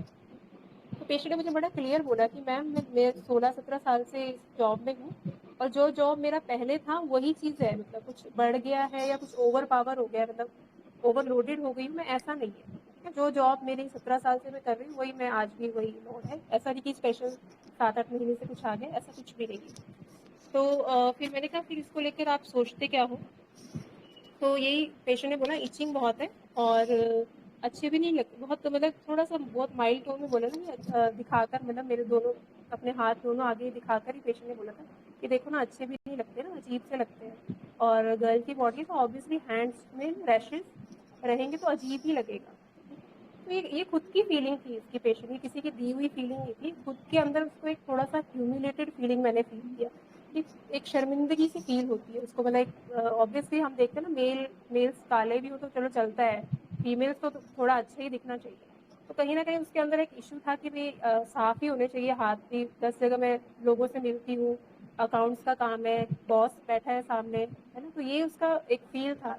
तो यहाँ पे मुझे ये लगा कि ह्यूमिलेटिंग फीलिंग है इसकी, और ये फीलिंग खुद की है, ये कहीं से एलिमेंट नहीं आया है। इसको मतलब ये अगर ये बोलती भी मेरे ऑफिस वाले मुझे बोलते हैं और मैं शर्मिंदा हो जाती हूँ, ऐसा नहीं था यहाँ पे इस केस में। खुद को ही लग रहा था कि यार ठीक है साफ होने चाहिए, तो एक शर्मिंदगी से उसके अंदर फील हुई थी, तो मैंने यहाँ पे रुब्रिक लिया था ह्यूमिलेटेड फीलिंग। उसकी लड़की ने बोला ना मैम, उसकी लड़की ने बोला था ना, लेकिन उसको ये हाथ तेरे कैसे दिखते, तो एम्बेरसमेंट नहीं आएगा क्या यहाँ? नहीं एम्बेरसमेंट मैं कह रही हूँ कि नहीं, एम्बेरस नहीं है उस चीज़ को लेकर। और खासकर अपनी डॉटर को लेके एम्बेरसमेंट नहीं आएगा ना। डॉटर क्योंकि बेटी है तो कुछ बेटी थोड़ी एम्बेरसमेंट देगी। एम्बैरेसमेंट यहाँ पे जनरल फीलिंग होगा ऐसे जनरल तो। फीलिंग भी हाँ, नहीं आएगी, नहीं जनरल भी नहीं आएगा मुझे जहाँ तक लगता है, क्योंकि एम्बेरस होती तो कहीं ना कहीं से कुछ एक ऐसा भी वर्जन आता कि हाँ भी ऑफिस वाले बोल देते हैं या मेरे हस्बैंड बोल देते हैं, ठीक है, घर में या बेटी मुझे सारा दिन यही बोलती रहती है। तो फिर मैंने उसको ये पूछा कि इसको बोला अभी क्यों लगा आपको ठीक करना है, तो पेशेंट ने एक वही कि मैम इसको ठीक करना ज़रूरी है, तो एक वही स्माइल दिया मुझे। पेशेंट इज चेयरफुल, बहुत अच्छा स्माइलिंग, मतलब बहुत अफेक्शनेट स्माइल था पेशेंट का। क्योंकि कई बार क्या होता है कि बेटी को टच करती हूँ तो कहती है आपके हाथ कितने बेकार हैं, ठीक है, तो इतने रफ हैं कि कहती है कि डोंट टच, ठीक है। तो यहाँ से मुझे ये लगता है कि यहाँ पे मैंने एलिमेंट उठाया था कि शायद ये हो सकता है कि एलिमेंट्स फ्रॉम रिजेक्टेड भी, एलिमेंट्स फ्रॉम मतलब डॉटर से रिजेक्शन जरूर मिल रहा है कि अरे मेरे को हाथ मत लगाओ, क्योंकि ऐसा माँ अगर बच्चे के साथ बच्चे को नहीं हाथ लगाएगी तो कहाँ लगाएगी, तो एक रिजेक्शन वाला फील वहाँ पे मैंने फील किया कि यहाँ पे हम एलिमेंट फ्रॉम रिजेक्टेड बीइंग ले सकते हैं, ना कि एम्बेरेस, ठीक है, मतलब वो रिजेक्ट कर रही है ना बेटी, मेरे जाओ यहाँ से ना, आप मेरे को टच मत करो, ठीक है। तो मैंने पूछा कि फिर क्या लगता है, तो फिर पेशेंट ने कहा कि ऐसा तो कुछ नहीं है। यहाँ पे चीज़ उसने छुपाई थोड़ी सी कि यही है कि कैसा हुआ क्यों हुआ, क्योंकि लाइफस्टाइल डिजीजेस तो अब तक मुझे हुई नहीं है, एकदम हेल्दी हूँ मैं, and somehow I don't know, ठीक है। यहाँ पे मुझे ये लगा कि थोड़ा सा अफेक्टेशन भी पेशेंट में है, कि क्योंकि इसने मेरे से शेयर भी किया था कि थायराइड जो है मेरा बॉर्डर लाइन पे आया हुआ है, ठीक है, और डॉक्टर ने मुझे बोला नहीं नहीं कोई बात नहीं आप ठीक हो, मतलब हेल्दी हो, ठीक है। तो ये मुझे थोड़ा अफेक्टेशन दिखाई दिया कि ये अपने आप को थोड़ा सा हेल्दी दिखाने की कोशिश, यहाँ पे अपनी स्पिरिट्स को ये हाई करने की कोशिश कर रही है, ठीक है। तो यहाँ पे मैंने अफेक्टेशन को समझा, और फिर मुझे लगा अभी मैंने पूछा कि अभी क्यों आपको लग रहा है कि इसको ठीक करना ज़रूरी है, तो पेशेंट ने कहा कि अभी ये ज़्यादा हो गया, पहले लग रहा था अभी हो जाएगा ठीक, तो इचिंग होती है, पेन होता है। तो फिर मैंने उसको थोड़ा सा और समझने के लिए उसका नेचर पूछा, तो उसने बोला कि मैम मैं थोड़ा शॉर्ट टेम्पर्ड हूँ और मुझे गुस्सा बहुत जल्दी आता है, मेरा काम टाइम पर नहीं होता तो गुस्सा आता है, और मैं थोड़ी सी पंक्चुअल हूँ। ये भी मेरा प्रिस्क्राइबिंग रूब्रिक ही था, क्योंकि जब हम पेशेंट से गुस्सा पूछते हैं ना, तब तब जो पेशेंट अपना गुस्सा जो भी बताएगा वो उसका चलो उस पर हम अलग सोच पे मतलब रूब्रिक्स जो भी उठाएंगे, पर जब पेशेंट खुद से बोलने लग जाए ना अरे मैं तो गुस्से वाला हूँ, मुझे गुस्सा आता ही आता है, मेरे को शॉर्ट टेम्पर्ड ही हूँ, मतलब मेरा जो चीज़ें हैं ना वो मैं मतलब चीज़ें मतलब मेरे हिसाब से नहीं होती, तो गुस्सा चीज़ें आती हैं, मुझे गुस्सा आता ही है। तो यहाँ पे मैं मोस्टली रूब्रिक उठाती हूँ एलिमेंट्स फ्रॉम एक्टर, जब पेशेंट खुद से अपने आप के बारे में बताता है, और मोस्टली जो है रेमेडी जो है वो उसमें आज सक्सेसफुली ये रूब्रिक लग जाता है। एनी टाइम जो पेशेंट ने खुद से एक्सप्लेन किया कि यार मैं तो गुस्से वाला हूँ, मैं गुस्सा आता ही है, छोटी छोटी चीज़ों पे भिन-भिना जाता हूँ, ठीक है, तो ये मैं लेती हूँ इसको रूब्रिक को। तो आगे इसने बोला कि जैसे मान लो कि आपने जिस टाइम पे बुलाया मैं 15 मिनट पहले आ गई, टाइम से चीज़ें ना हो तो मैं इरिटेट होती हूँ, ठीक है, तो ये इसका ऑर्डर डिज़ायर, ठीक है। और मैंने भी देखा कि मैं इसको अगर 5:30 का टाइम दे रही हूँ तो 5 o'clock की आ गई, या मैंने इसको 7 का टाइम दिया तो 6:30 मेरे पास आ गई, मतलब आधा घंटा 15 मिनट एडवांस में आ गई। तो ये इसका मैंने ऑर्डर डिज़ाइन लिया, और मेरे हिसाब से ना हो तो मैं इरिटेट होती हूँ, ठीक है। ये सारे रेट्रोस्पेक्टिव रूब्रिक्स हैं, तो ये मतलब चीज़ों को अपने काम को लेके बहुत फस्टीडियस ले लेगी ना, तो मैंने यहाँ पे रूब्रिक लिया था फेस्टिडियस वर्क इन हिज, ठीक है, अपने कामों को लेके मतलब सटीक है कि भाई मेरे ऑफिस के काम है तो वो सटीक तरीके से होने चाहिए, अगर फिजिशियन के पास भी जाना है तो मुझे भाई टाइम से ही जाना है, ठीक है, मैं पंक्चुअल हूँ, जो करना है फेस्टिडियस रूप से ही करना है, ठीक है। देन आगे मैंने उससे फिर ये पूछा कि तो मैं जब उसने डॉटर का इशू उठाया तो मैंने फिर पूछा कि डॉटर का क्या आपको स्ट्रेस है, तो पेशेंट ने कहा कि भी ये मेरे को 10th स्टैंडर्ड में है और अभी टीनेज है, सुनती नहीं है बात ना, तो पढ़ाई में वो अच्छी है, 80-85% ला सकती है, तो आगे थोड़ा सा फोकस करे तो वो अच्छा कर सकती है। तो उसका टीन वाला नेचर है, तो यहाँ पे फिर से एक चेयरफुल सा स्माइल आ गया पेशेंट का। तो मैं उसको वही कहती हूँ कि भाई वाई डोंट यू लिसन, आप सुनते नहीं हो, ठीक है, आप हमेशा चलाते हो। तो कहीं ना कहीं ये प्रॉपर जो रूब्रिक था, clear rubric, anxiety children about, ठीक है, ये मतलब उसको अपने बच्चे की पढ़ाई की भी चिंता है, उसके बिहेवियर की भी चिंता है कि ये सुनती क्यों नहीं है, इतना इंपॉर्टेंट अभी ग्रेड चल रहा है 10th का, तो सुनना चाहिए ना उसको। This was anxiety children about it. तो फिर मैंने पूछा फिर आपका रिएक्शन क्या रहता है इस बात पे, सुनते नहीं हो तो वो सुनती नहीं है तो क्या रिएक्शन रहता है। बेसिकली मैं बात नहीं करती हूँ, चुपचाप हो जाती हूँ। देन अगेन शी स्माइल, क्योंकि मैं हाथ नहीं उठाती, ठीक है। तो जैसे कई पेरेंट्स मार पीट लेते हैं, तो जब से वो मतलब छोटी है, छोटी इन द सेंस कि वो जब से पैदा ही हुई है, तब से इस लेडी ने उसके ऊपर हाथ मुश्किल से ही शायद एक बार उठाया हो, ठीक है, क्योंकि उसने खुद ही बोला कि मेरी एक ही डॉटर है, तो मैं ऐसा नहीं चाहती कि उसके साथ मैं कुछ ऐसा सलूक करूँ। तो this was her maternal instinct exaggerated. मतलब देखो ऐसा बड़ा कम ही होता है कि भाई आप इतना मातृत्व दिखा रहे हो कि यार हाथ भी नहीं, एक उंगली तक नहीं आप उठाते हो, ठीक है। तो मुझे यही लगा कि यार इतना ऐसा तो हाथ तो उठ ही जाता है ना यूजुअली हम, और बचपन से लेके आज तक हाथ नहीं उठाया जब से वो पैदा हुई है, तो दिस इज लिटिल मॉर्बिड ना, थोड़ा सा मतलब खुद ही झेल रही है ना, मतलब बच्चे को भी समझा रही है, बट ज़्यादातर झेल खुद ही रही है, ठीक है, अपने आप को ही डिस्ट्रॉय करने में लगी। तो मैंने कहा ऐसे भी काम नहीं चलता ना भी आप चुपचाप बैठ गए और बच्चा जो ही कर रहा है। तो फिर कहती मैं चुपचाप बैठ जाती हूँ, तो उसे पता है मम्मा इज एंग्री, तो वो सॉरी बोलेगी, मगर वो नहीं बोलेगी तो मैं ये बात नहीं करती हूँ, ठीक है। 2 दिन 4 दिन 10 दिन हो, आई विल नॉट टॉक, ठीक है। तो ये वाली स्टेज उसकी तभी आती है जब वो भी उसके पीछे लगी रहती है, बच्चे के पीछे कि यार तुम काम कर लो, तुम सुन नहीं रही हो, ठीक है, वो आगे से बच्चे के जवाब आते रहते हैं। तो कहीं ना कहीं जो इसका वो वहाँ का ये अडेप्टेशन है, वो ये है कि भाई चलो आप चुप ही कर जाओ, ठीक है, अपना ही गुस्सा दबा लो। यहाँ पे जैसे बोला एलिमेंट्स फ्रॉम एंगर सप्रेस भी ले सकते हैं, और फिर एंगर सप्रेस करके क्या मैंने ये देखा कि ये तो फिर बिल्कुल ही इंडिफरेंट स्टेट में चली गई, ठीक है। जो बच्ची इसको, जिस बच्ची पे इसने कभी हाथ नहीं उठाया, उससे तो ये बिल्कुल 10 दिन बात ही नहीं करी, तो ये क्या चीज़ हो सकती है। तो ये मैंने यहाँ पे रूब्रिक लिया था, इंडिफरेंस लव्ड वंस, ठीक है। और कहीं ना कहीं थोड़ी सा जिद्दीपन भी कह सकते हैं, ऑब्स्टिनेट हो सकती है, एंगर सप्रेस भी हो सकता है, या इंडिफरेंट ही होगी, उसको 10 दिन आप चलो छोड़ो, इतना इसको सिखा लिया, आप नहीं सीखते तो क्या करें। तो इंडिफरेंस टू लव्ड वंस मैंने ये रूब्रिक इसका लिया, ठीक है। फिर मैंने उसका फ्री टाइम पूछा था उससे कि आप फ्री टाइम में क्या करते हो, तो पेशेंट ने फिर से एक चेयरफुल सा स्माइल दिया कि फ्री टाइम तो होता ही नहीं है मैम, मुझे ऐसा रेस्ट नहीं मिलता, तो I just sleep and take a nap, ठीक है। तो ये पेशेंट रेस्ट डिज़ायर में है।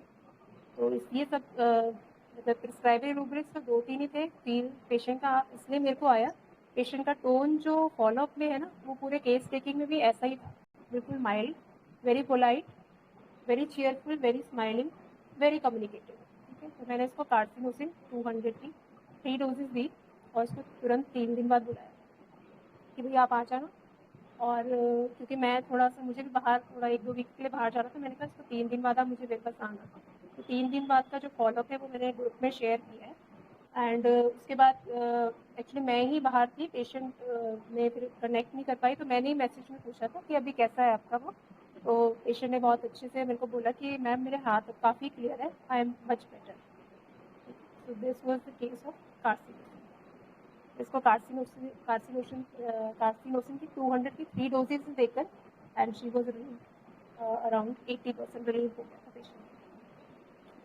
बाकी उसका रिटर्न भी हुआ, क्योंकि थोड़ा सा मुझे लग रहा था कि उसने मेरे को पूरी स्टोरी बाद में बताई कि हम रेंट के घर में रहते हैं, अभी अपना घर नहीं है मैम, कैसे बताऊँ, है ना। तो ये चीज़ें आई बाद में मैंने जब रेमेडी को समझा कि उसने ये भी बताया कि चीज़ें मुझे आसानी से मिली नहीं है लाइफ में, ठीक है, हर चीज़ में संघर्ष, मतलब जिसको कहते हैं ना, जीवन एक संघर्ष जैसा है, कार्सिनोसिन के लिए रहता है। तो ये चीज़ हंसते हंसते मतलब, और ये सब चीज़ों में उसकी स्माइल नहीं गई पूरे उसमें, एवरी मतलब पूरा मोमेंट जो है वो चीयरफुल ही रही होगी, ठीक है। सो दिस वॉज कार्सिनोसिन। तो गिरीश सर को कॉन्ग्रेचुलेशन, लास्ट में उन्होंने कार्सिनोसिन बोल ही दिया, तो कॉन्ग्रेचुलेशन, ठीक है। और जो भी वेनिला पे आए हैं ना, वो भी अच्छा उन्होंने सोचा है, क्योंकि मेरे दिमाग में 2 ही रेमेडीज चल रही थी कि इसको वेनिला दूँ या इसको कार्सिनोसिन, तो तीसरी रेमेडी मेरे माइंड में कोई भी नहीं आई, मैं 2 में ही फंसी हुई थी। पर मुझे वेनिला ये लगा कि वेनिला कभी ऐसे नहीं करता है कि 2 दिन बात नहीं की, 4 दिन बात नहीं की, ऐसा नहीं वेनिला करेगा। Vanilla held desire to be held में। तो क्योंकि मैंने जो रीसेंट केसेस अपने देखे हैं उसमें ऐसा है कि वो तो दोस्तों के बिना रह ही नहीं पा रहा है। एक डिप्रेशन का केस था वेनिला का, तो उसमें तो पेशेंट को हर वक्त वो हर 4 मिनट में अपने दोस्त को कॉल कर रहा था कि यार तू कहाँ है। फिर वो कॉल बंद हुई दूसरे को, तो मैंने कहा मुझे ये लगा था ये वेनिला नहीं हो सकता, ये कुछ कार्सिनोसिन ही है, तो इसको दे देते हैं और लेट्स सी द रिजल्ट। तो it was a wonderful result. So this was all about carcinosin. ठीक है, अभी किसी को कुछ समझ नहीं आया तो पूछ सकते हैं। मैडम आपने इसका क्या रूपरेखा लिया जो अभी बता रहे थे कि जैसे उसने 10 दिन बात नहीं की तो उसके बाद उसने क्योंकि वो हाथ तक नहीं उठाया उसने अपने बच्चे को और मतलब इंडिफरेंट हो गया ना। एक तरफ तो इतना मैटरनल इंस्टिंक्ट है, इतनी मातृत्व है ना, एक तरफ उसको सिखा सिखा के पढ़ा पढ़ा के वो नई बच्ची सीख रही है, तो इंडिफरेंट हो गया। मतलब वो जो प्यारी सी बच्ची है उसके प्रति उसका इंडिफरेंस आ गया। इंडिफरेंट टू लव्ड वंस, ये रूब्रिक है। एक सेकंड आप बता रहे थे कि वो खुद ही बोल रही है कि अपने एलिमेंट्स को डिस्क्राइब कर रही है, उसका क्या रूपरेखा लिया कि जैसे मेरे को ये है मेरे को वो है, ऐसे खुद ही डिस्क्राइब कर रही है अपनी एलिमेंट्स को, तो उसका आपने क्या लिया रूपरेखा? जो अपना अच्छा वो कम्युनिकेटिव है। नहीं कम्युनिकेटिव नहीं, वो जो आप वो खुद ही बोल रही है ना कि मेरे को गुस्सा भी आता है, मेरे को ये भी होता है, मेरे को वो भी होता है, खुद ही बोल रही है वो। Elements from anger, elements from anger, मतलब पेशेंट खुद ही बोल रहा है ना मेरे को भी एंगर तो आता ही है, मैं गुस्से वाली तो हुई हूँ। ठीक है, मेरा टेम्पर नहीं बड़ी जल्दी शॉर्ट हो जाता है। नहीं वो नहीं, जैसे वो पेशेंट बोल रहा है कि वो खुद ही बोल रहा है मेरे को गुस्सा भी आता है, मेरे को ऐसा भी होता है वैसा भी होता है, मतलब अपने सिम्टम्स खुद ही वो डिस्क्राइब कर रहा है, तो उसका रूपरेखा क्या लिया आपने? ओवरऑल तो कम्युनिकेटिव ही हो गया ना। पेशेंट जो खुद से ही अपने आप को एक्सप्रेस कर रहा है वो कम्युनिकेटिव ही हुआ। अपने बारे में बताना भी तो कम्युनिकेशन है ना, प्रॉपर बताया है उसने चीजों को। ठीक है मैम। सिंह थोड़ा बताइए ना कैसे लिया था? क्या चीज? ह्यूमिलेटेड ह्यूमिलेटेड फीलिंग ना, ह्यूमिलेटेड फीलिंग मतलब ये फीलिंग उसके खुद के मन की थी। ठीक है, यहाँ से मैंने मतलब ये मुझे लगा कि भाई ये खुद से ही थोड़ा सा शर्मिंदा महसूस कर रही है कि यार ऐसा नहीं होना चाहिए। ठीक है, as a girl as a woman मतलब हाथ हुथ साफ रहने चाहिए। ठीक है, अच्छा प्रॉपर होना चाहिए सब कुछ। तो कहीं ना कहीं शर्मिंदगी थोड़ी सी मुझे वो लगी। ये किसी की दी हुई नहीं थी, मतलब ये कोई एलिमेंट कहीं से बाहर से आया है, किसी ने उसको मतलब बोला कि भाई आप अच्छे नहीं लग रहे हो या तुम्हारे हाथों को क्या हो गया है, ऐसा नहीं। मतलब खुद से सेंस पेशेंट को था कि और उसके प्रति अपने हाथों के प्रति शर्मिंदगी आना कि हाँ यार अच्छे तो नहीं लगते हैं, तो इसको ठीक करना भी ज़रूरी है। Carried desire to be carried में है ये चीज़। जो बच्ची से बात नहीं करती उसका आपने बताया कुछ क्या? मैं सुन नहीं पाया थोड़ा बीच में। मतलब बेटी से ना जब वो उसको समझा समझा के एक तरफ हो जाती है तब ना, मतलब एक लेवल नहीं पे वो करती है ऐसा ना आता हाँ ऐसा लेवल आता है कि वो इंडिफरेंट हो जाती है ना, अभी ठीक है अब कुछ नहीं बोल। तो यहाँ पे इंडिफरेंस टू लव्ड वंस, यहाँ पे बेटी का कंसर्न बहुत मेन आया था सामने ना, कि उसने बोला कि भाई वो 10th में है, अभी पढ़ना चाहिए। ठीक है, पढ़ नहीं रही है, जबकि वो होशियार है, वो अच्छे नंबर ला सकती है, वो थोड़ा फोकस करे। तो क्योंकि ये रेमेडी थोड़ी एम्बिशन में भी है ना, एम्बिशन इंक्रीज में है, तो उसने मतलब बेटी के लिए भी सपने सोचे हुए हैं कि हाँ भी उसको आगे जाके अच्छे स्कूलों में या अच्छे कॉलेज में एडमिशन मिल जाए। तो वो चीज़ वो चाहती है कि ये पढ़ ले तो थोड़ा सा और बेटर हो जाए चीज़ें, और वो ही बेटी उसकी सुन नहीं रही है। और पेशेंट का अडेप्टेशन जो उसको लेके है, रिएक्शन जो है उसको लेके ये है कि एक हाथ तक भी नहीं उठाया कभी, एक उंगली तक नहीं उठाई उसने जब से पैदा हुई है। और एक तरफ जब वो सुनना बंद कर दिया तो वहाँ से इंडिफरेंट में चली जाती है कि चलो अब छोड़ो, अब जो ही करती है, जैसे पढ़ती है, जैसे लिखती है, ये चीज़ है। मैम एम्बेरसमेंट और ह्यूमिलेटेड फीलिंग में डिफरेंस बताइए। एम्बेरसमेंट मुझे लगता है दूसरों से आएगा, दूसरे आपको एम्बेरस कर, शर्मिंदगी मतलब दूसरा दे सकता है आपको। मतलब हमारे पास अगर हम रूब्रिक्स को लेके सोचे ना कि एलिमेंट्स फ्रॉम एम्बेरसमेंट, तो हमें मतलब हमें शर्मिंदा किया जा रहा है। ठीक है, ह्यूमिलेटेड में खुद से अंदर से फील आया है कि अगर मान लो मेरे यहाँ पे कोई स्पॉट है, ठीक है, वो काला दिख रहा है, तो मैं ये कहूँगी यार ये खुद से अच्छा नहीं लगता ना, ये खुद से है। भले मुझे सामने वाला इंसान उसको देख भी नहीं रहा हो, उसको जज भी नहीं कर रहा हो, कुछ नहीं देख रहा हो, मेरे अंदर ही है कि यार यहाँ पे जो है ये चीज़ अच्छी नहीं लग रही है, ये ह्यूमिलिएशन है। एम्बेरसमेंट में ये हो सकता है कि दूसरा भी आपको टोक दे कहीं। डिल्यूजन अनप्लीजेंट का क्यों नहीं आया? ह्यूमिलिएशन अपने आप से होता है कि ह्यूमिलिएशन किसी के द्वारा किया जाता है, जैसे वो अपने आप ही ये फीलिंग बिना है, किसी के कहे बिना जो रूब्रिक लिया है ना वो फीलिंग है, ह्यूमिलिएटेड फीलिंग, अंदर से शर्मिंदगी का फील होना,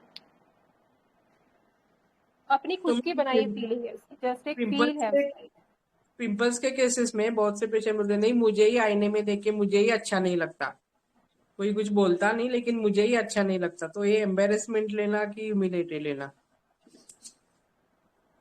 अब वो वो एक्चुअली पूरा कंसर्न सोचना पड़ेगा ना हमें एक वर्जन से नहीं जा सकते ना, कि हमें देखना पड़ेगा ओवरऑल पर्सनैलिटी क्या फील कर रही है, क्या नेचर है, क्या बिहेवियर है।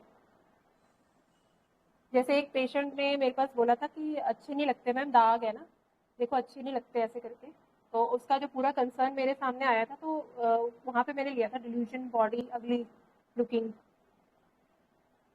क्या लिया था? बराइटा का आपका पेशेंट था मेरा, उसने ही बोला मैम इसको ठीक करना जरूरी है, अच्छे नहीं लगते, देखो ब्लैक स्पॉट्स हैं,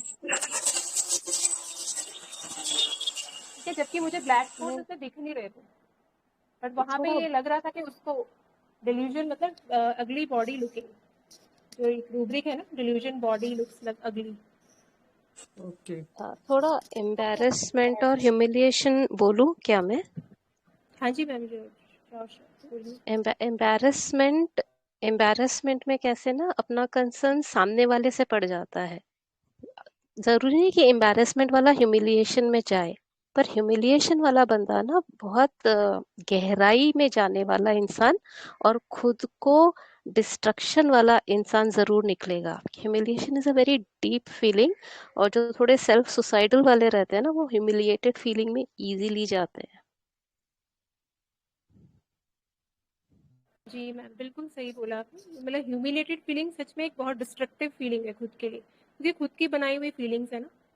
कहीं से कोई आपको अभी उसके हाथ में देख रही हूँ तो मैं कहूँगी ठीक है ना, चलता है, ऐसा क्या हो गया, तो उसको खुद को फील हुआ कि अरे ये तो गर्ल की बॉडी तो अच्छी होनी चाहिए ना, अच्छा दिखना चाहिए, हमें सुंदर ही रहना चाहिए, ठीक है ना, तो अंदर से ये कहीं ना कहीं डिस्ट्रक्टिव फीलिंग हम कह सकते हैं इसको, जैसे मैम ने बताया, बहुत अच्छा बताया कि हाँ एक तरह से डिस्ट्रक्टिव फीलिंग है, ह्यूमिलिएटेड फीलिंग।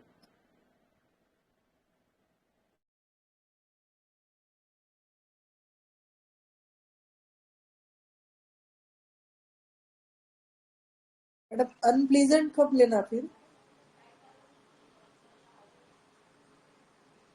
अनप्लेजेंट मतलब जो वो डिल्यूजन हो सकता है कि वे डिल्यूजन अनप्लेजेंट, ठीक है ना, वो डिल्यूजन वाला को हम भ्रम नहीं समझते हैं ना, एक भ्रम है एक तो अनप्लेजेंट।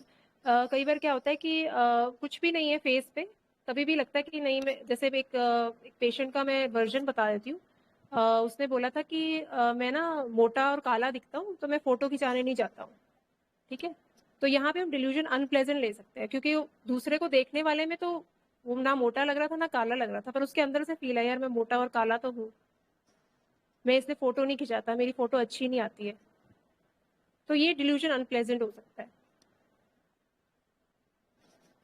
दूसरे की नज़र में वो नॉर्मल दिख रहा है, बट उसका खुद का भ्रम बन गया, नहीं यार मैं तो अच्छी दिखती नहीं हूँ ना, अगर फेयर कलर भी है तो नहीं मैं तो काली ही हूँ ना, मेरा तो सांवला ही रंग है, तो ये अपने लिए अनप्लेजेंट एक भ्रम है। एक मिनट में ये भी रुब्रिक आ रहा है, माइंड डिल्यूजन्स बॉडी अगली फैट टू।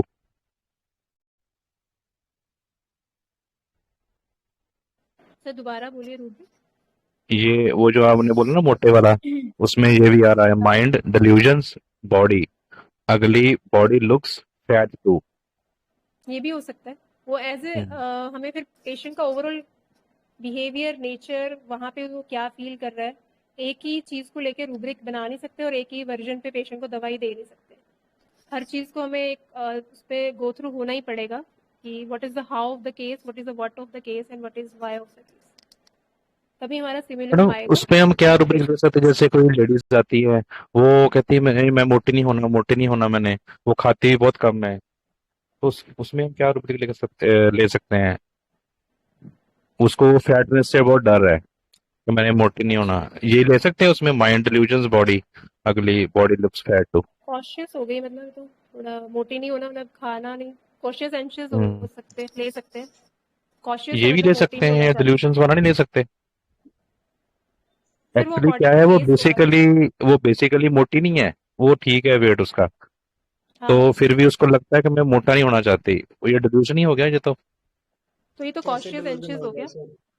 डिलूजन कैसे हो कॉशियस गया सर? एंशियस, डिलूजन परसेप्शन होती है। सर वही परसेप्शन, उसको जैसे वो है नहीं मोटी, है एकदम हाँ मनस फिर ठीक है। नहीं हो जाएगी ना सर, वो उसको हम्म डर है ये, ठीक है हम्म ना, उसका डर है कि वो मोटी नहीं होनी चाहती है, और इसके पीछे उसका कुछ भी कंसर्न हो दूसरा हो सकता है, उसकी लुक हो सकती है या कुछ भी हम्म और रीजन हो सकता है, ठीक है ना। तो डिलूजन क्या होता है, ऑलरेडी उसकी परसेप्शन होती है, ऐसा वो महसूस कर रहा होता है, ऐसा उसकी एक अंडरस्टैंडिंग होती है, परसेप्शन होती है उसकी, हम्म। तो वो डिलूजन होता है। ठीक है, जरूरी नहीं है कि वो बीमार हो, लेकिन वो खुद को बीमार फील कर रहा है। हाँ जी। तो जो फ्यूचर रिलेटेड चीजें होती हैं, वो या तो फियर होती हैं, या एंजाइटी होती हैं, या दूसरा भी कुछ, जैसे मैम ने बताया, केयरफुल हो सकता है, कॉशियस हो सकता है। तो एक तो पहले आप माइंड मेथड को थोड़ा इसका बेसिक समझिए। यहाँ पर हमने मेटाफर में चीजों को लेना होता है, डायरेक्टली नहीं लेना होता है कि सामने वाला पर्सन हमको मोटापे की बात कर रहा है तो हमने मोटापे का कोई ऐसे रूब्रिक लेना है, हमने उसको मेटाफर में लेना है। सर फिर ये रूब्रिक कहाँ लगेगा? कौन सा रूब्रिक सर? यही जो फैट वाला को बताया ना मैंने, mind delusions, body ugly, body looks fat to. पहली बात तो ये है कि ये आज के केस से रिलेटेड नहीं है, ऐसे तो हमारी रिपेटरी में हजारों रूब्रिक हैं सर। नहीं नहीं, अभी तो वो जो हम बात कर रहे थे ना, फैट की बात कर रहे थे, नहीं, इसलिए मैंने रूब्रिक मैं खोला समझ जी। गया सर, आपकी बात समझ गया सर मैंने, इसलिए तो मैंने बोला ना कि हम मेटाफर में लेते हैं, ऐसे तो हजारों रूब्रिक हैं, ढेरों रूब्रिक हैं।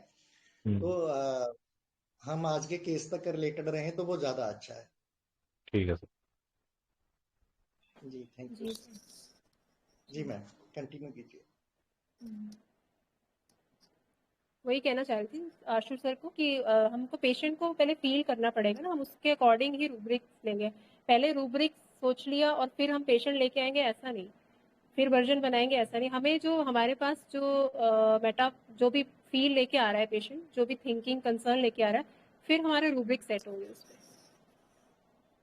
और हमेशा मतलब मैं ये देखती हूँ कि पेशेंट का टोन और उसका एटीट्यूड सॉरी, वो बहुत ज़्यादा मायने रखता है हमें रेमेडी तक पहुंचाने के लिए। वही बात को वही टोन में कैसे बोला गया है, वही बात को उसी टोन में कैसे बोला गया, तो उस पे भी हमें बहुत फोकस करना होता है। ठीक है सर।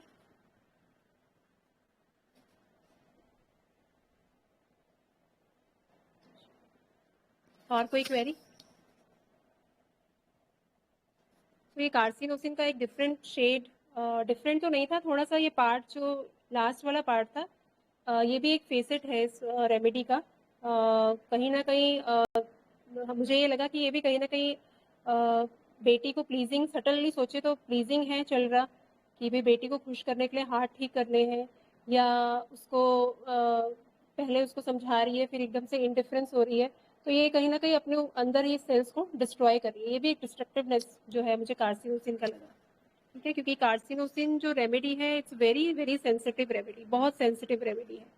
ठीक है, कार्सिनोसिन बिल्कुल मतलब मेरे को कार्सिनोसिन जब भी पेशेंट्स आते हैं, मुझे एम्पैथी फील होता है उनके लिए कि मैं मतलब ऐसा ही फील करती हूँ कि यार इतना कांच के जैसा ये इनका मन होता है बिल्कुल।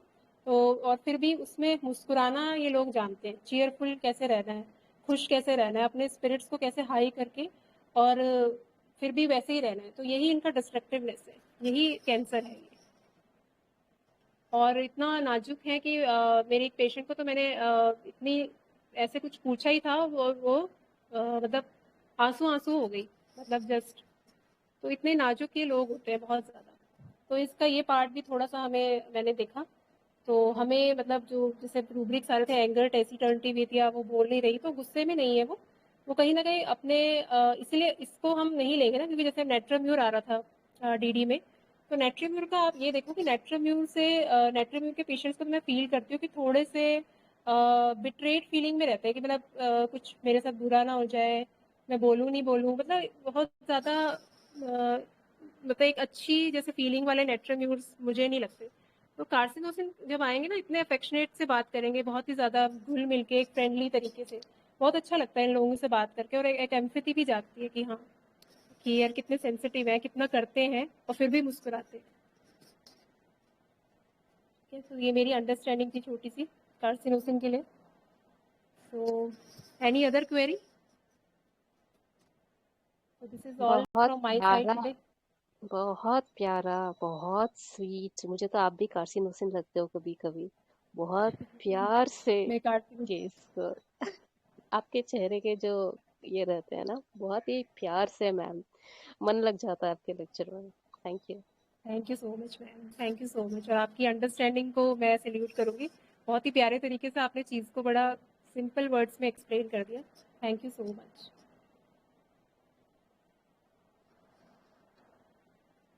जी सर। जी मैम। तो कार्सिनोसिन का जब जैसे मैम ने बताया, हम पेशेंट देखते हैं ना, तो अगर बच्चा आता है तो हम लोगों को होता है कि यार ऐसा बच्चा मेरा क्यों नहीं है, ऐसी बहन मेरी क्यों नहीं है, ऐसा भाई मेरा क्यों नहीं है। मतलब हम चाहते हैं इतना मतलब माइल्ड, इतना अफेक्शनेट, इतना फास्टिडियस, इतना इंटेलेक्चुअल।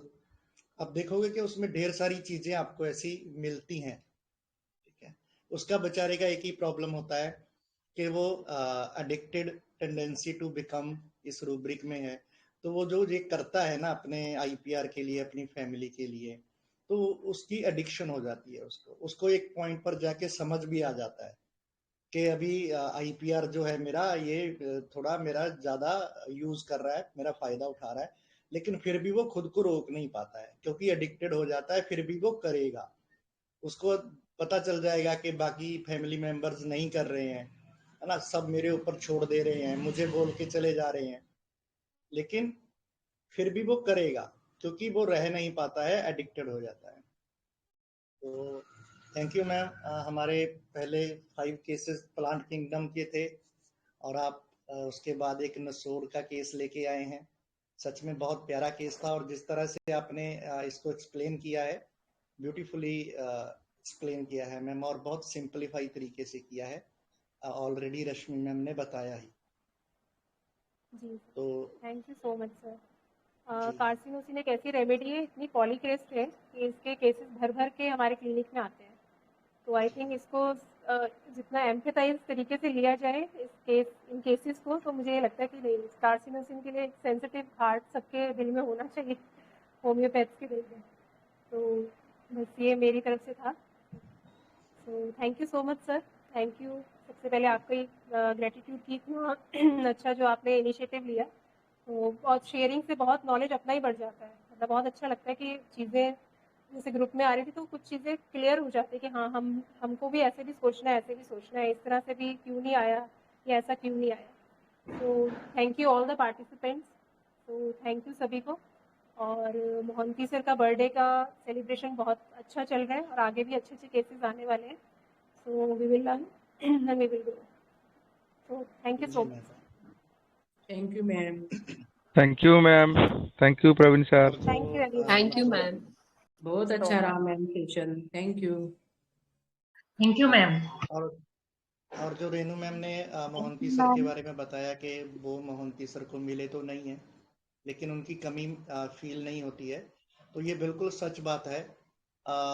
मतलब मैंने तो अच्छा खासा टाइम उनके साथ स्पेंड किया है, तो सेमिनार्स अटेंड किए हैं, वीकली क्लासेस तक अटेंड किए हैं, तो मैंने तो बहुत नज़दीक से मोहंती सर को देखा है। तो मोहंती सर के लिए जो भी आज हमारे respected mentor doctor Renu Khantwal ma'am ने बोला, उसके लिए मैं स्पेशली उनका बहुत बहुत आभारी हूँ। ये सब सर के बारे में बोलने के लिए। और सर की पर्सनैलिटी सच में ऐसी ही थी। हम लोग खींचे चले आते थे, मतलब जैसे होता है ना कि एक मतलब कोई हीरो होता है, उसकी फिल्में हिट हो रही होती हैं, तो वो क्या एक एनवायरनमेंट होता है ना। तो जब तक मोहंती सर जीवित थे तो उस तरह का एक तरह से एनवायरनमेंट था। सेमिनार होना है तो हम लोगों में एक बहुत उत्साह रहता था कि हाँ हम जाएंगे, अटेंड करेंगे, सीखेंगे, सर को मिलेंगे। और लेकिन वो एनर्जी आज भी कैरी ऑन हो रही है, क्योंकि जो नॉलेज रहती है ये जीवंत होती है। नॉलेज कभी मरती नहीं है, ज्ञान कभी मरता नहीं है, वो हमेशा जीवित रहता है। तो हमारी IHF फैमिली की ओर से हमारे respected mentor doctor Renu Khantwal ma'am का बहुत बहुत आभार, डीप ग्रेटिट्यूड मैम, आज के इस शानदार सेशन के लिए और इस वंडरफुल केस के लिए। Thank you so much ma'am. और हमारे रिस्पेक्टेड IHF फैमिली मेंबर्स का भी बहुत बहुत आभार। ये जो आप पार्टिसिपेट करते हो ना, चाहे आप मतलब कितना भी सेंट्रल जो फीलिंग या कोर फीलिंग है उससे कितना भी दूर क्यों ना हो, लेकिन जब आप लोग शेयर करते हो, उसके ऊपर डिस्कशन होता है ना, उसी से क्लैरिटी बढ़ती है। यही प्रैक्टिस होती है, यही हम लोग फिजिकल सेमिनार्स में जाके करते थे। तो जो ज्यादा वोकल पार्टिसिपेंट्स रहते थे, क्वेश्चन करते थे, तो ऐसे धीरे धीरे करके ही डेवलप हुआ और वो आज सक्सेसफुल मेंटर्स हैं। ठीक है, और बहुत बड़ी फैन फॉलोइंग है, यहाँ तक है क्योंकि मैं मोहंती सर को बहुत लंबे टाइम से जानता हूँ। तो आज जितने भी मेंटर्स को आप देखते हो उनमें से ज्यादातर कोई भी मेंटर नहीं थे, स्टूडेंट ही थे। तो आप आगे आके पार्टिसिपेट कीजिए, इसी से आपकी क्लैरिटी बढ़ेगी और आप फ्यूचर के सक्सेसफुल होम्योपैथ बनेंगे, मेंटर्स बनेंगे। तो आज के इस शानदार सेशन को यहीं पर वाइंड अप करते हैं। आप लोगों से मुलाकात होगी कल के सेशन में। कल हमारे respected doctor Karampreet ma'am first time IHF family में केस प्रेजेंट कर रहे हैं, हमारे पंजाब से हैं। बहुत बढ़िया लर्निंग कल भी होने वाली है। तो आप लोगों से अभी हम विदा लेते हैं। Thank you. Thank you sir, thank you ma'am. Thank you sir. जी वेलकम।